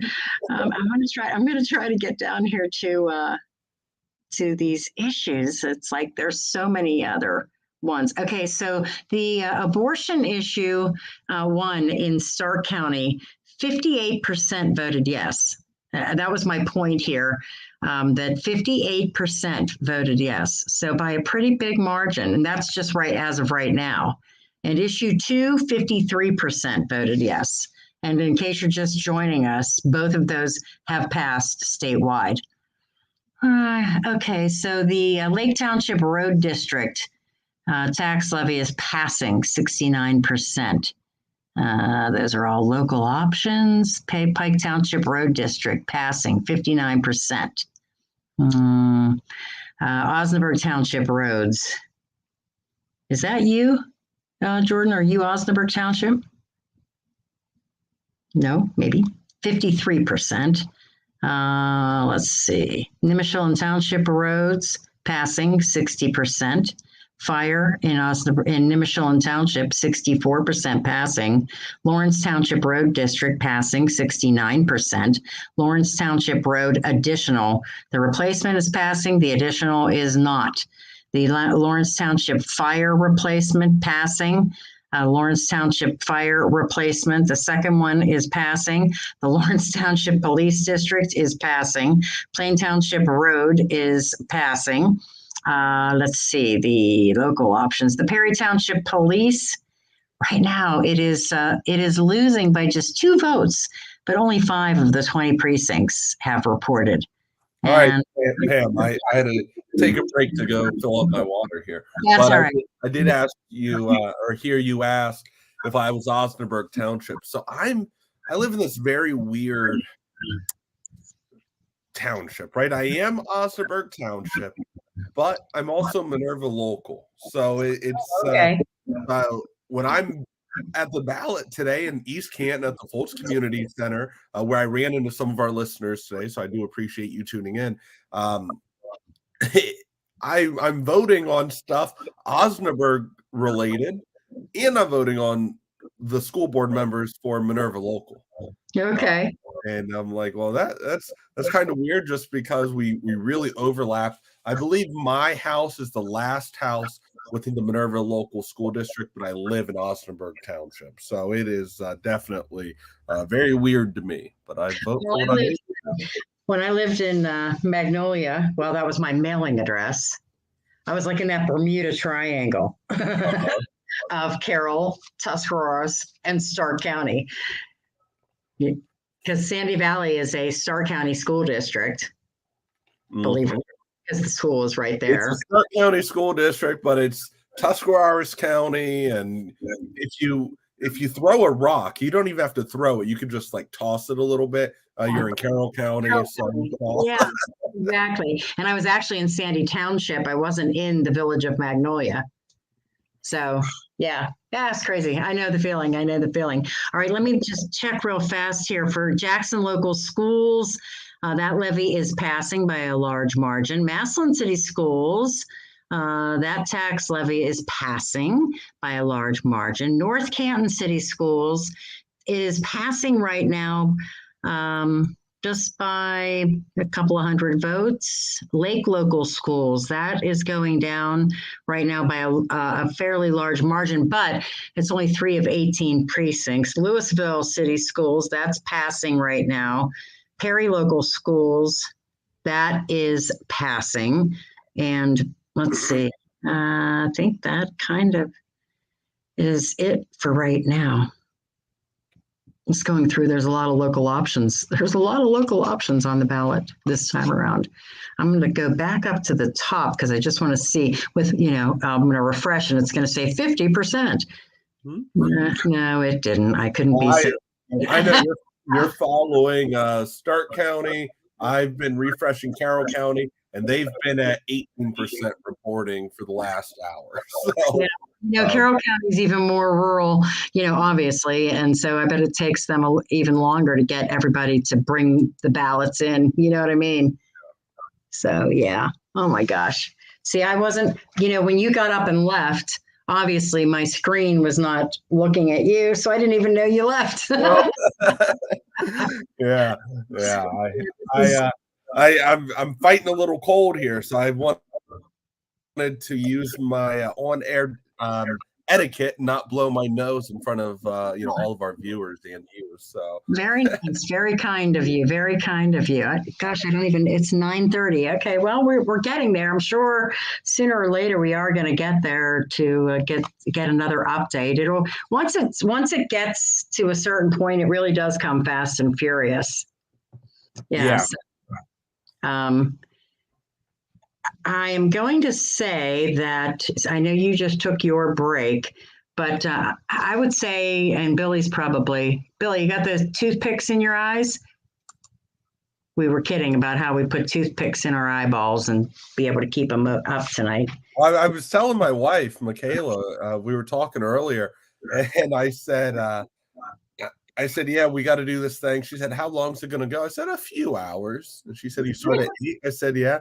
She said, and Billy and Pam are on the radio tomorrow morning. I said, well, yeah. I said, that's fine. I said, I'm not on till 10, so I can sleep until 9:30. No. I won't sleep that. I don't mean to get nostalgic on you, but this was back when, I don't even know what year it was, but there was some horrible breakdown of equipment at the Stark County Board of Elections. And, there was a day when we all were at the Board of Elections. That's where we broadcast from. And we had, every media, everybody, that's the only way you got your results was from a big screen in the Board of Elections. They would post the results up on a big screen, but we decided, there was some kind of breakdown. And so we decided to go back to the station and work and do our things. And then they kept telling us they would call us with results. And so we were in the newsroom and I fell asleep. I mean, I literally was there all night at my computer in the newsroom, and I fell asleep and my head went down onto the keyboard. And when I woke up, there was like 16 pages of letters. Oh my gosh. That just went. So I had many nights like that, many election nights, many election nights. But yeah, well, I think as hard as the media outlets work to cover election nights, our local Board of Elections, I mean, they're really busting their humps, and a lot of it is volunteer based. I know. That's important to know. I remember when we had the special election in August, there were some equipment malfunctions that were happening at some of our local precincts. I know Plain Township, Canton Local. There was some stuff that was happening in their Canton Township, I mean. And I remember I showed up to the Board of Elections because I'm like, hey, guys, I need a comment on everything that's happening. And they said, that's fine. We're all volunteers here, though. You've got to talk to, Regina. You got to talk to Travis Seacrest. You've got to talk to somebody that actually works here. We're not allowed to say anything. I think we need to all remember that when we're kind of getting pissed if we're standing in line for 45 minutes and it's not going as fast as we want it to go at our polling location. Well, these are people that are taking time out of their day to make sure that you're able to vote. And if you don't want to wait, it's 2023. Go cast your vote early. Make your voice heard, 30 days before the election. That's right. It's funny because, when you sit and think about how hard it was, not hard, I shouldn't say hard, but what people had to do, you can, when it became available for people to cast absentee ballots just because they wanted to, I thought that was the craziest thing I ever heard. What do you mean? Yeah, but the convenience is great, though. I mean, let's talk about that for a minute. The absentee ballots is great. You and I, we're fortunate enough, with our schedules that you're done. You're off the air at 10. You can leave, go vote, whatnot. But think about that person that's working a 12-hour day, they have a 45-minute drive to and from work, right? They start their day at 7 in the morning. They end their day at 7 in the morning. Well, they don't have time to stop to vote before work. And they can't do it after work. So really the only time they can do it is just because they want to do absentee. That's right.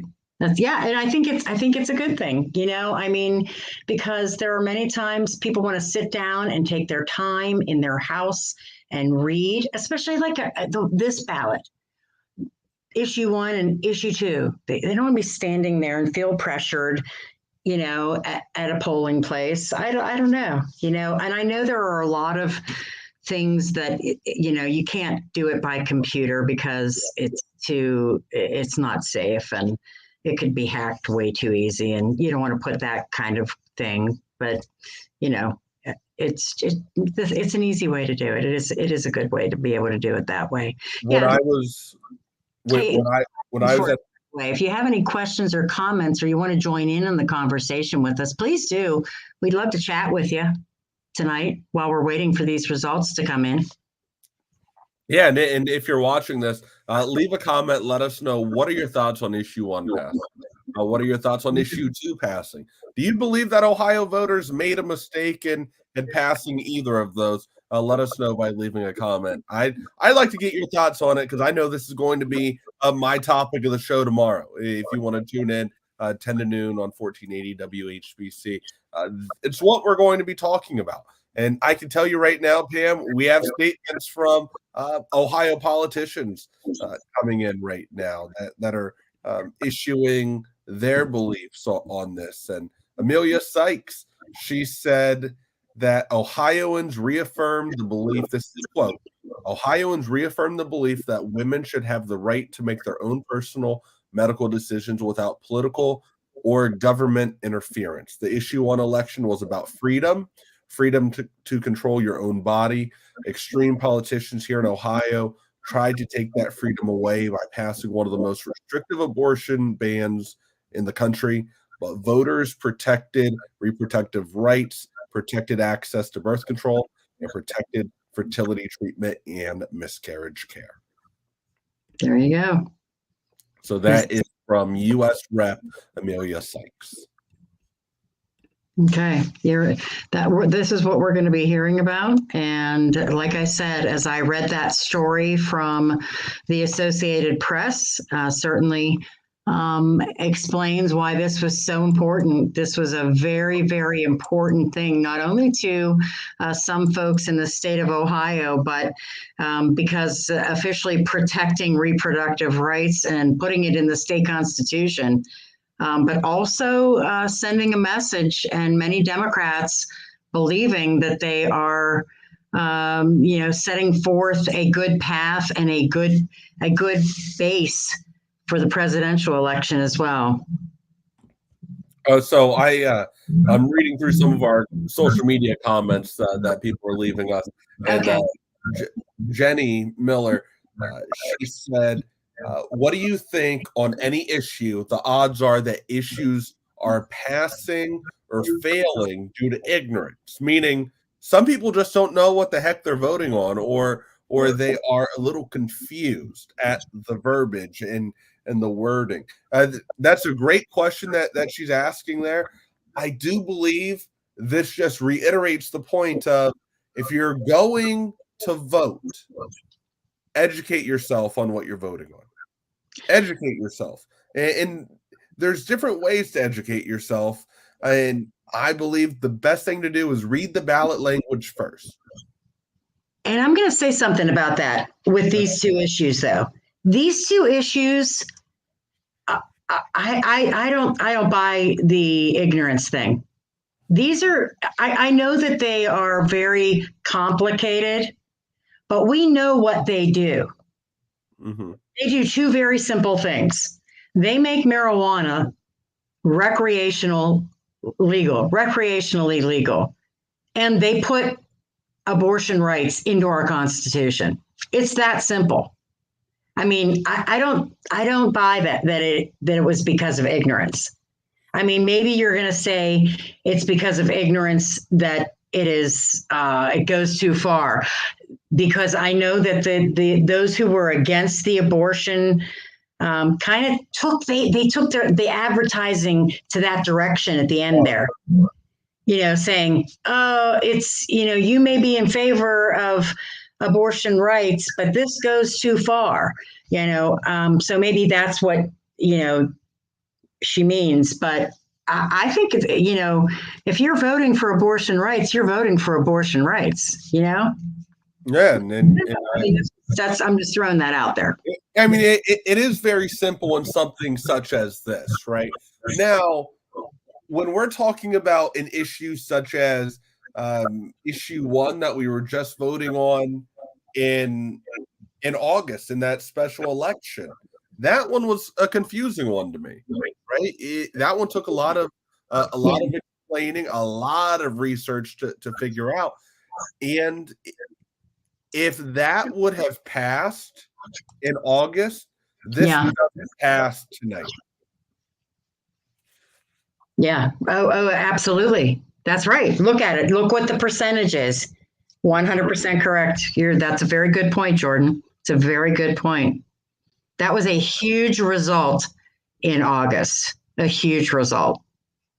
Okay, 57%. We have 57%. We're halfway there. 57% of the precincts reporting in Stark County right now. I'm going to go down to some of the bigger races. William Shearer, I'm going to call the election for him because it's 47 of 48 precincts in Canton. So William Shearer II, the Democrat, is the new mayor of Canton. He beats Roy DePue with 68% of the vote. So congratulations to him. He'll be the new guest every Tuesday morning or whatever day he chooses on Canton's Morning News. Well, let me ask you, because I know you've done some sit-down interviews with Mayor-elect Shearer, right? You've spoke with him before. What are some of the things that he's looking to implement within the city of Canton? One of the things that struck me was that he's been on council president. He talked about maintaining the people that Tom Burnaby has in place in the cabinet, so to speak, the safety director, service director. He really felt that Tom did a good job of surrounding himself with good people. So truly believe that he's going to hang on to those folks. He's really about neighborhoods. He wants to really work on the neighborhoods, which I think is a great idea. We've done a lot to downtown Canton. We've, tried to get the people down there. Although he did mention how he and his wife were down there. I think it was for a First Friday event or some event. And, his wife was ready to go. She didn't feel comfortable. And he said, that's not acceptable. It's not acceptable. So there are some things, and he loves the police chief. He thinks he's doing a great job. So I foresee him really working pretty hard at trying to do some things in the neighborhoods and continuing to do a lot of the stuff that's happening right now, but just, putting his own stamp on it. So it'll be interesting. We'll have to have that discussion with him. So. Yeah. I mean, do you look to have him on sometime this week or even tonight? He is going to be on with Kenny and JT, those rabid journalists that they are. I hope JT's listening right now. No, I'm sorry. JT's friends. JT and him are friends, so I know that he wanted to have him on. So they'll have a good discussion. But we'll get him on. We'll get him on and have him talking. I think Jim Michaels actually is going to be talking to him this evening, so he'll have him in the news for tomorrow. I'm also going to look at the city council at large race because these are your winners because almost all of the Canton precincts are reported. So your winners in the council at large race are Lou Giavasis and Crystal Smith and James Babcock. So those three Democrats are the winners in the race for council at large. Let's go to the ward races. We have The winner is Brenda Kimbrough. She's the winner in Ward 2. She defeats Patrick Wyatt and Veronica Early. Let's scroll down here. I'm just trying to see in Canton City Council. Those are the ward races. Okay. Yeah, so we have a very close race in Massillon for the Massillon Mayor's Race. 67% of the precincts are reporting in Massillon, and Mayor Kathy Catazero Perry, the incumbent, is winning with 52% of the vote. She's winning with about 250, 270 votes, by 270 votes. So we'll see. That could change. It's very, very close right now. Council president, that's changed a bit. Mike Slater is now leading with 41% of the vote over J. David Ress and Claudette Isnick. Massillon auditor, that race, John Ferrero is winning that pretty handily. And Massillon council at large, still very, very close. The 3 out of the 6 that are leading right now are Ted Hernkane, Sarita Cunningham, and Holly Bryan Huth. In Ward 1 in Massillon, the winner in Ward 1 in Massillon is Mark Lombardi, because all of those precincts have reported. In Ward 2, we have Eric Ray as the leader. Just one more precinct has to report there. And in Ward 3, the winner is Mike Gregg. All of those precincts have reported. Ward 4, the winner is Jill Kramer. In Ward 5, the winner is not determined yet because not all of the precincts are reported there. Same thing with Ward 6. Canton Municipal Court Judge, we're getting closer on that one. Kristen Guardato is still with the lead there with 57% of the vote, and Kurt Warren taking the lead with 52% of the vote over Earl Wise Jr. Massillon Municipal Court Clerk, still a lot of precincts there, but Johnny Meyer has quite the lead in that one. And so let's see, we'll go to, we already told you that both statewide issues have passed. And as Jordan and I were talking about that a little bit ago. And again, if you have any questions, if you want a specific race or issue, let us know. Just throw it up there and I'll go and search it for you and I'll find it and pick. Pam, I want to make sure for anyone that's tuning in right now, because I know we have people that are tuning in late, some are dipping out and coming back in. You did just project that William Scheer as the next mayor of Canton, correct? Yeah. Okay. He has a very large lead, and there's only one more precinct left. So I did do that, and he definitely is going to be the winner of the Canton Mayor Race. Right now, 47 of 48 precincts have reported, and he is winning with 69% of the vote. Okay. So 9,103 votes to 4,179. So that's where that stands. And I know somebody else was asking about the Massillon Mayor's Race. I'll give you the specific numbers there. It's 16 of 24 precincts reported, so 67% of the vote. Kathy Catazero Perry has 3,427 votes. Jamie Slutz has 3,153 votes. So it's very close. Very, very close right now. What would constitute for a recount? The margin is like point. We should have asked Travis, but it's like 0.01 or that gives it an automatic recount. But there's also a margin where you can request a recount. So there are proper ways to go of contesting the election results, is what you're saying. Yeah, you can request a recount if you want, and they'll do it. Or if it's within a certain margin, then it's automatic. It'll automatically happen after the canvass, as he mentioned, which is at the end of November.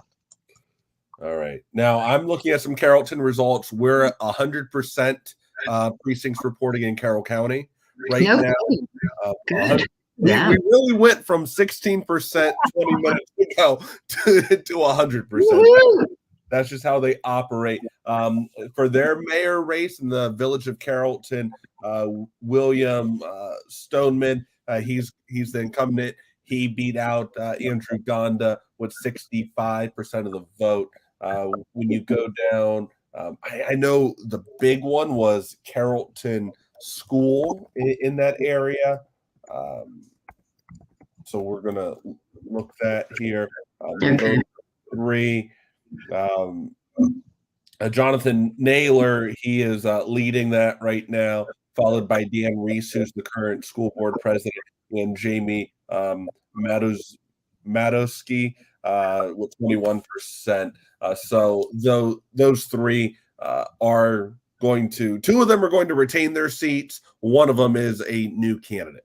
So those are some of the people there in Carrollton. I know there's another mayor race that we're going to keep our eye on in Carroll County, and that is Malvern's mayor race. So looking at this, these numbers are final right now. Robert DeLong, he's the incumbent mayor. He won the seat tonight. He's been reelected with 53% of the vote, and very small town of Malvern, you know, from your time down in He's been Magnolia. there for 100 years, hasn't he? Something like that. But 191 votes is how many votes he had, and that's what won. Right? So, All right. 191 votes is what Mayor Robert DeLong won and reattained. He beat out Brad Clendon, who had 169 votes. That is fairly close, but percentage-wise, it's still a 7% difference. All right. Well, I'll tell you what, I'm going to, I think we should take a little commercial break. What do you think? I'm on board for that. Okay. I'm going to get myself 2 hours of just hearing us talk. That's quite a while. So let's like take a break. Oh, you guys are so nice. All these folks are so nice. Stay with us because I'm going to go get some coffee. Make sure the cats are all where they need to be and they're stopped fighting. It's a cat fight in my living room. But we'll come back, and when we come back, hopefully we'll have some better results, more precincts reported, and all that kind of fun stuff. All right, Jordan, I'll meet you back here in a few. Okay. Sounds good.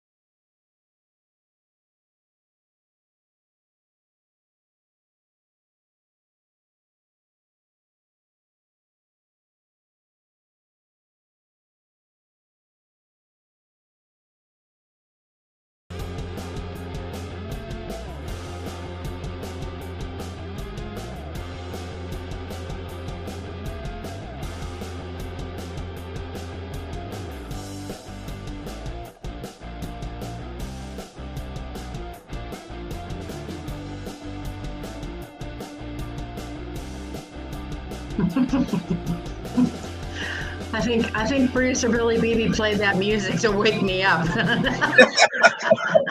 I was like, oh, welcome back, everyone. And sorry it took so long. I had my computer running on battery and it died. And so I had to plug it in and restart the whole stinking thing. And here we are. But we're back and getting our coverage started again. And on this election night, it came pretty quick that issue 1 and 2 across the state of Ohio, the statewide issues both passing. I haven't seen the actual numbers, but by a fairly decent margin. Have you seen them, Jordan, what the actual numbers were, or what they were projecting them to be? Are we talking for the statewide issues? Yeah. Mm-hmm. All right. So this is what 74% of the precincts reporting.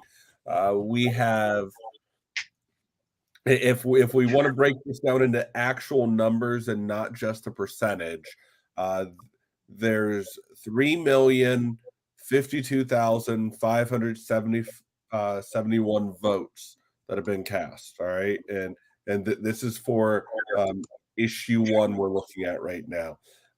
Almost 1.7 million votes were yes.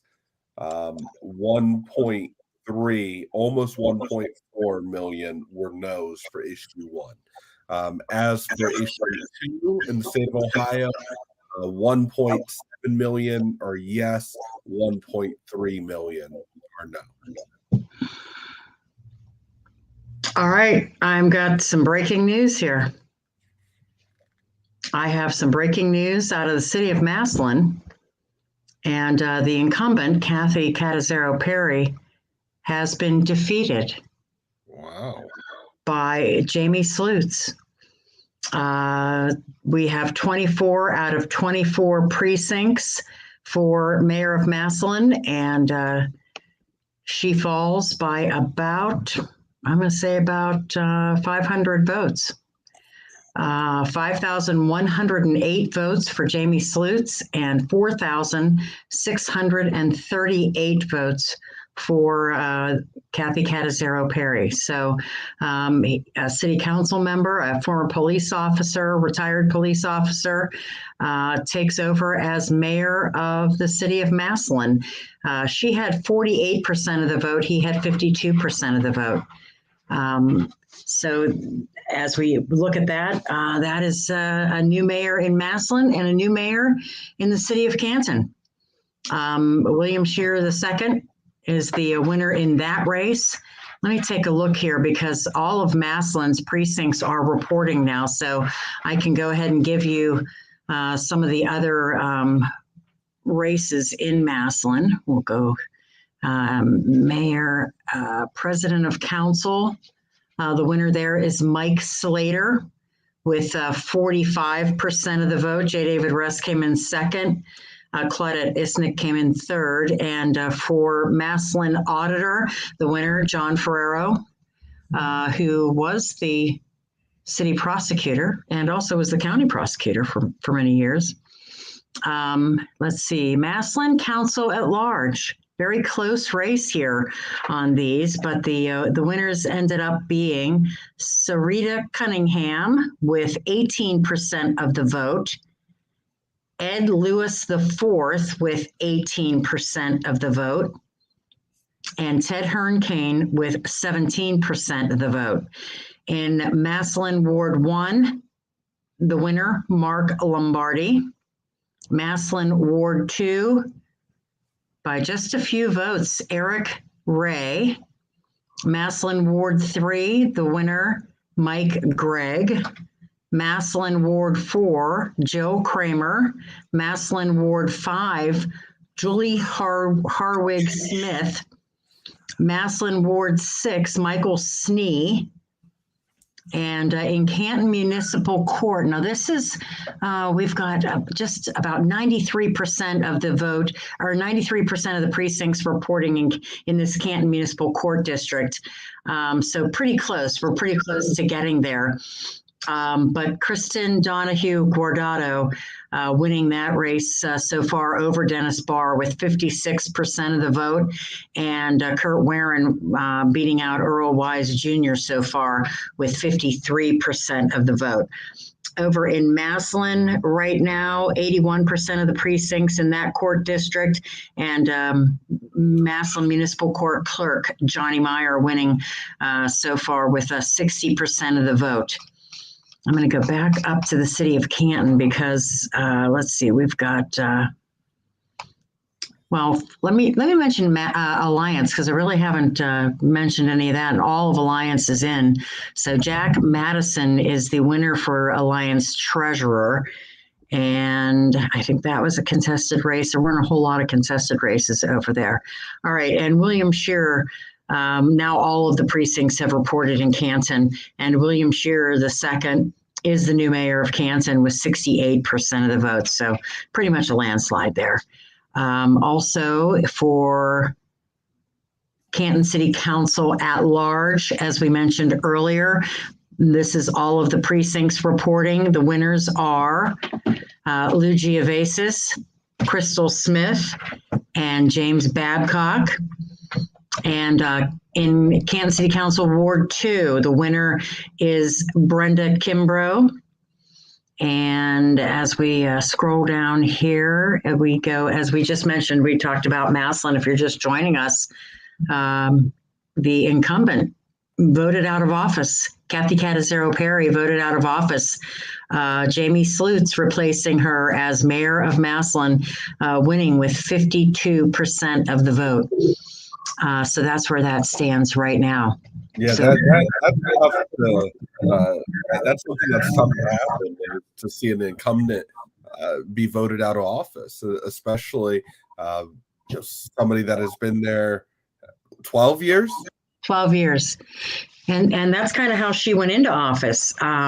She ousted longtime mayor Frank Ciccanelli, and it was a huge upset when she beat him in the primary, because he was a Democrat as well. But it was, I mean, people were very, very surprised when she beat him. He'd been in office for years. He was known as the annexation mayor. He annexed so much land around Massillon, and was a long time, very popular mayor. And her and I talked about that when I interviewed her.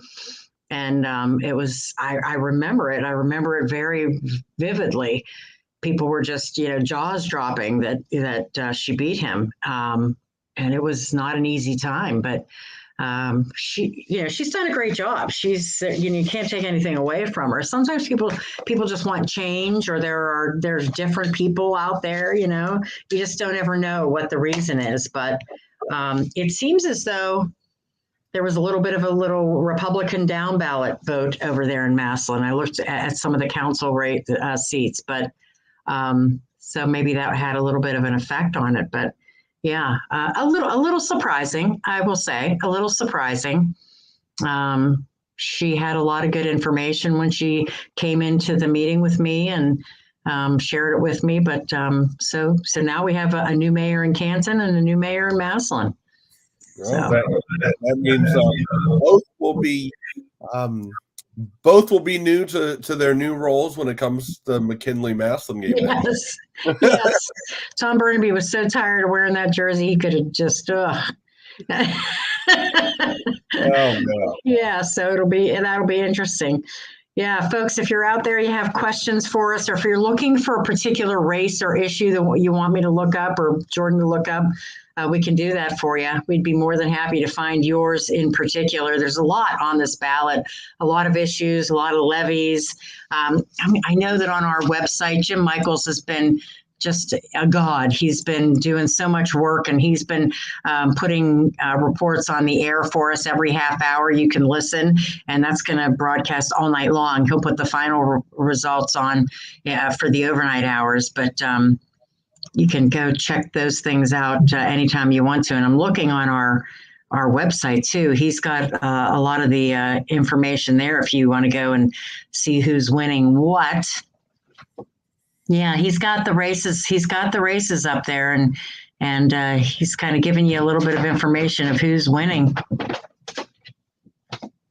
And yeah, it's just kind of crazy. It's just very kind of crazy how all of these things are happening. And I know that it's going to be very interesting to see how all of this pans out. And like we talked about earlier, with these issues, these two big, statewide issues, this is going to be something that people are going to be talking about. And I don't know how it's going to play out. Well, I mean, there's going to be numbers showing up next year to the polls, right? There's going to be some record numbers of people that are voting. If other states around the country decide to follow suit with an issue like issue 1 and put it on their respective states ballot. Yeah, and I'm looking through some of the information. It's like you were reading statements, from Amelia Sykes, right? Isn't that whose statement that you read? Yeah, we're getting ones from Sherrod Brown. I see here Democratic Governor Andy Beshear was reelected to a second term in Kentucky. That was a big race. They wanted to see if the Democratic governor was going to maintain his seat, and he did. So some of these things bode well for Joe Biden. That's another race that people were keeping an eye on. But yeah, I'm seeing the statements. People are saying that this is going to be.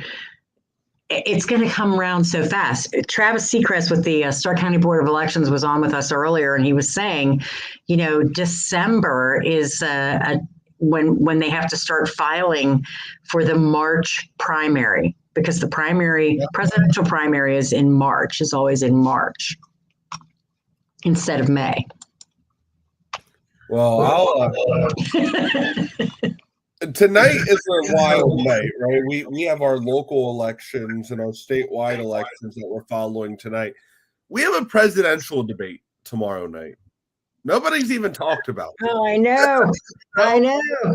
I just keep forgetting that we even have that because we do have a presidential debate that will be taking full swing tomorrow, and we are getting ready for a primary that'll be very telling come next year. Yeah, it will be. I was talking with John Decker from Gray Television. He's our White House correspondent. And he was saying, that the debate tomorrow night, there's going to be 5 on the stage: Chris Christie, Nikki Haley, Ron DeSantis,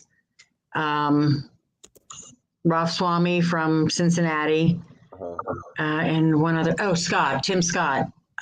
They will be the ones that will be on the stage on NBC at 8:00. But he was saying that he expects this debate to be, Nikki Haley and Ron DeSantis front and center.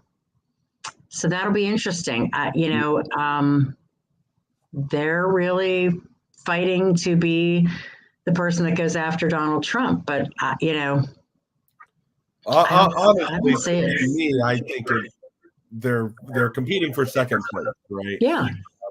Donald Trump is the front runner in the Republican Party. I don't see that changing. Something drastic would have to change. I think we've seen a lot of stuff, though, over the last few years that show almost anything can happen and nothing is going to change the way that some people believe on that front. So I'm sure, I can almost guarantee you that we're going to see another rematch next year of Joe Biden and Donald Trump. In the general election, because I don't think even that Dean Phillips that just stepped out on the Democratic side to contest Joe Biden, I don't think he's going to get enough support to even come close to winning the nomination. No, and America at this point in time is not happy with either. So, either choice. They don't want either choice on the Democratic side or on the Republican side. But when a push comes to shove next November, we'll see how that plays out. But honestly, I would love to see Chris Christie, go toe to toe with Donald Trump. I'd just like to watch it. I definitely think it would be comical, because I don't. He doesn't pull any punches. Yeah, Chris that's Christie what I does was not pull any punches. He's not going to lay over the way that maybe some of those other candidates would. And I think if you had to compare someone else, Chris Christie and Nikki Haley, when we're talking that right there, I think Nikki Haley is somebody that would really hold her own. Let's say there was a debate between Donald Trump and whoever's playing second fiddle to him when it comes to the Republican nomination. I'd love to see Donald Trump go up against Chris Christie, go up against Nikki Haley in some kind of debate. Yeah, I saw. It was some kind of an event.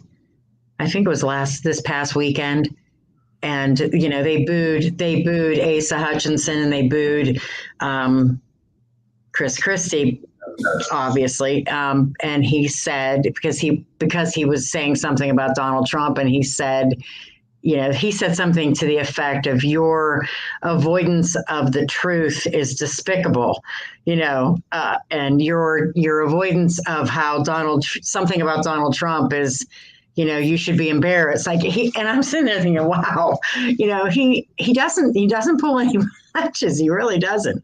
And it's kind of because nobody comes right out and says stuff like that. Not that I'm a fan of his or anything, but I just kind of think it's interesting, some of the things that he says. It's just pretty darn interesting. But yeah, I don't know. It can be very telling. I keep refreshing, Pam, to see if me too. We don't have any more precincts that are coming in right now. 85% of the Stark County precincts are currently reporting. There's only 40% that are. I'm going to look through here and I'll tell you I can tell you right now who we're missing. Okay, so we've got Canton and we have Massillon. Canton and Massillon are fully reporting. Let me see. I'm scrolling through here. We've got Massillon. And it's usually some of the outliers, so those are like Canal Fulton is missing a couple of precincts. Looks like Louisville is in. North Canton's in. Right now, Beach City is not reported. So we're waiting on Beach City. Come on, Beach City. We're waiting for East Canton. We're waiting for East Boarda. No, East Boarda's in now. Okay. East Canton we're waiting on. Oh, Magnolia. We're waiting on Magnolia. Like I said, we're waiting on Minerva. It's usually the outliers. Waynesburg, we're still waiting on Waynesburg. Bethlehem, we're waiting one more precinct. Canton Township, still waiting on a couple of precincts there. Jackson's in. Jackson Township trustee, I haven't really mentioned this. Right now, all of their precincts are in. Jackson Township trustee in that race, Justin Hardesty is the winner with 30% of the vote. That was very close as well. Debbie Busby came in second, but you only pick one. So Justin Hardesty is the winner in the race for Jackson Township trustee. Let's see. Yeah, it looks like Lake is in. We're waiting for a little bit of Lawrence Township precincts, Lexington Township, Marlboro Township, waiting on that. Nimishillen Township trustee, those votes are all in, and it looks like Mark Thomas is the winner with 35% of the vote. He won by 70 votes over Todd Bosley. Man, it gets very close in some of those. I know. Some of those areas, and you hear only a 70-point difference, right? Yeah, well, 70 points. 70 votes. Yeah, that's a large margin in some of those smaller townships. It is. All right, looks like Perry trustee, 18 of 21 precincts, and Ralph DeChara, who's the incumbent, winning pretty handily there. So that looks. Craig Chesler also winning pretty good there as the fiscal officer. Scrolling down to Plain. Oh, Plain Township is in.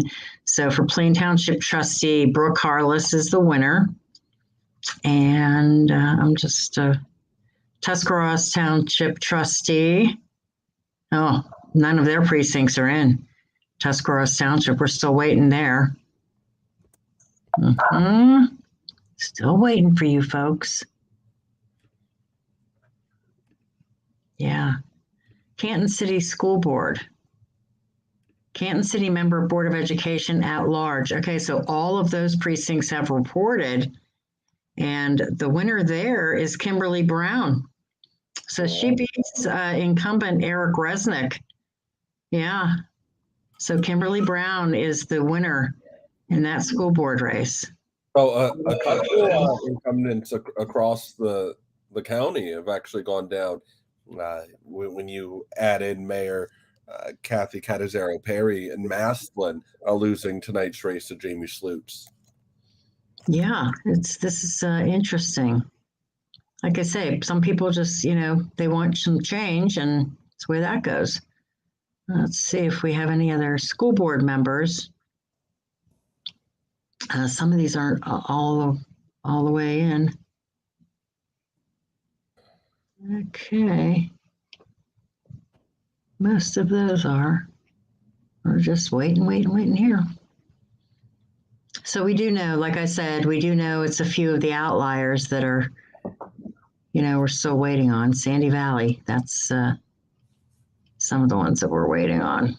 Yeah, so the final, well, not the final, because it's at 85% for the statewide issues in Stark County, but 59% in favor of the issue 1 and 53% in favor of issue 2 in Stark County. Yeah. Wow. So I mean, a fairly decent amount. Let's refresh. Oh, sorry, nothing there.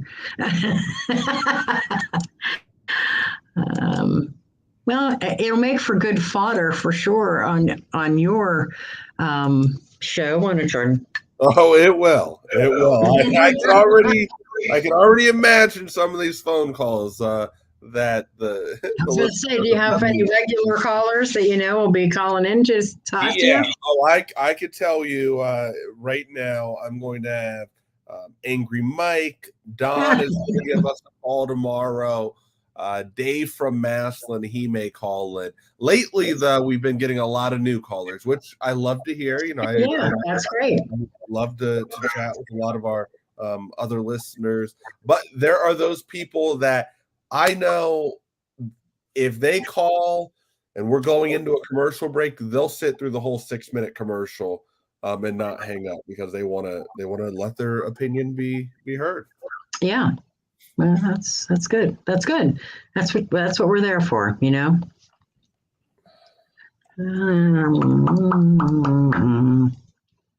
I'm trying to take a peek here and see. I don't know if. Let me see. I don't honestly. Well. I just want to try to get it closer to our final results here. We should be getting pretty close. Honestly, we should be getting pretty close. Yeah. What was the consensus on your show, Jordan, with these issues? That's a great question. So there were definitely a lot of people that on both sides. I would say a majority of them, though, Pam, were. I want to say a majority of the people that listen to the program, they'll tell you that they believe yes and yes on both issues. But there are those ones that are no's, and they're very firm no's, and they're very passionate about no and why they believe no for abortion and no for the legalization of marijuana. I had a woman call into the program yesterday. Her name was Kathy, and she called in and she told us no for abortion. She said that she's a prayer warrior, and she actually told me that this issue one and abortion is worse than the Holocaust. Yes, and that was my exact reaction. Wow. When she said that, this is worse than the Holocaust, and she said, "quote At least the Jews could run themselves and fight." Where this was an honest to God conversation I had yesterday. Wow. So that conversation is up on my TikTok page right now. And the reaction that you just had where your eyes got super big, that's my reaction. That's pretty offensive to a lot of people, I'm sure. And I've always been of the mindset that, when you elect a leader for your country, that it shouldn't be based on one issue. And I'm not saying, whatever issue that might be, because one issue does not determine how your life goes or how your entire, how the country goes and how everybody lives, and so let's just use abortion, for example, as that issue.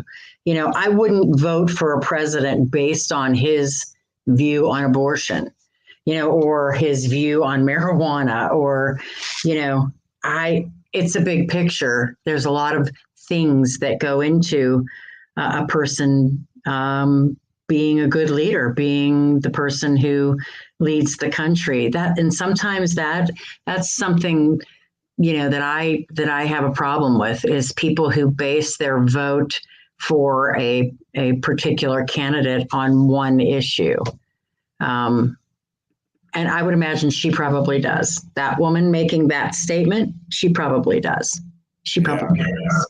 Well, that's why I believe that you need to educate yourself on the things you're voting on, and it's easy to get wrapped up.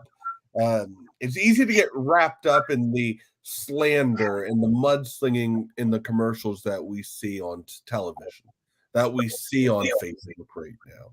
Yeah, it's easy to see that and then form your opinion off of that, and that's not fair to you. It's not fair to the people that you're voting for.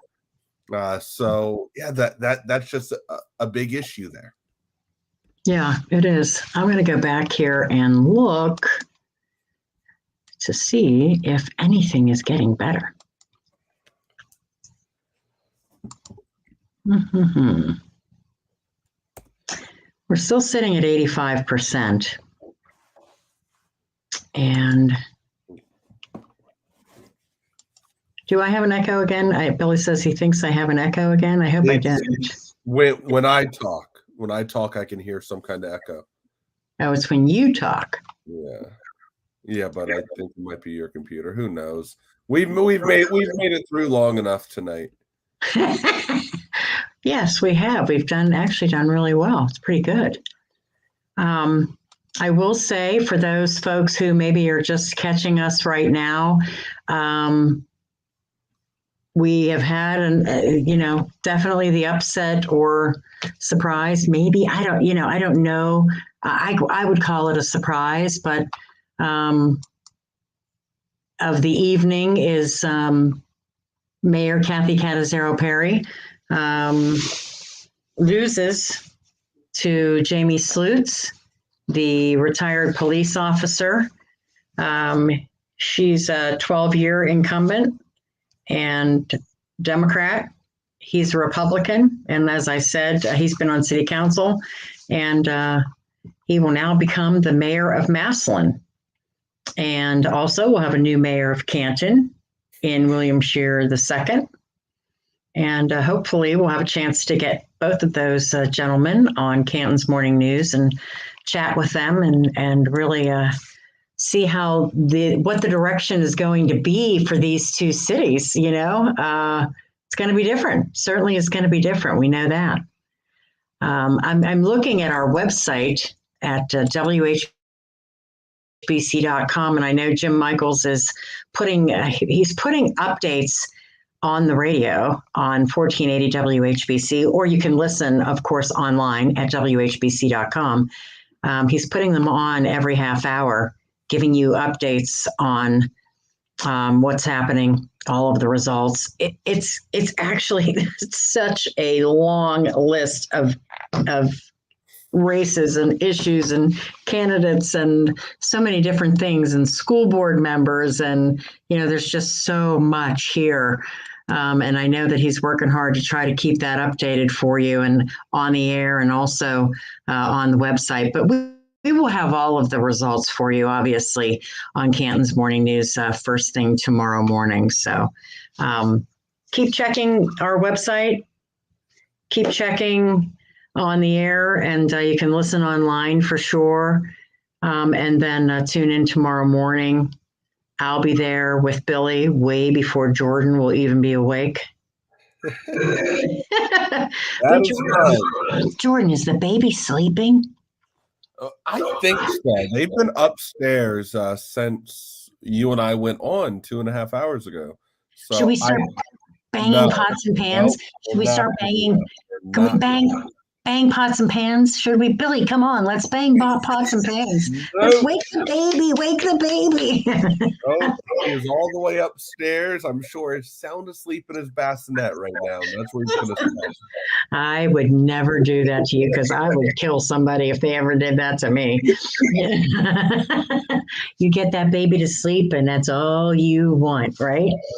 Yep, I hear you. Okay, well, this has been so fun. I love doing this during the primary, and I'm glad that we had a chance to do it tonight. And we'll certainly do it in March for sure. It's going to be fun. We've got big stuff ahead of us. And again, issue 1, issue 2, statewide, both passed. And we have a new mayor of Massillon and a new mayor in Canton. And we will talk about it all on 1480 WHBC. Good night, everybody. Yeah.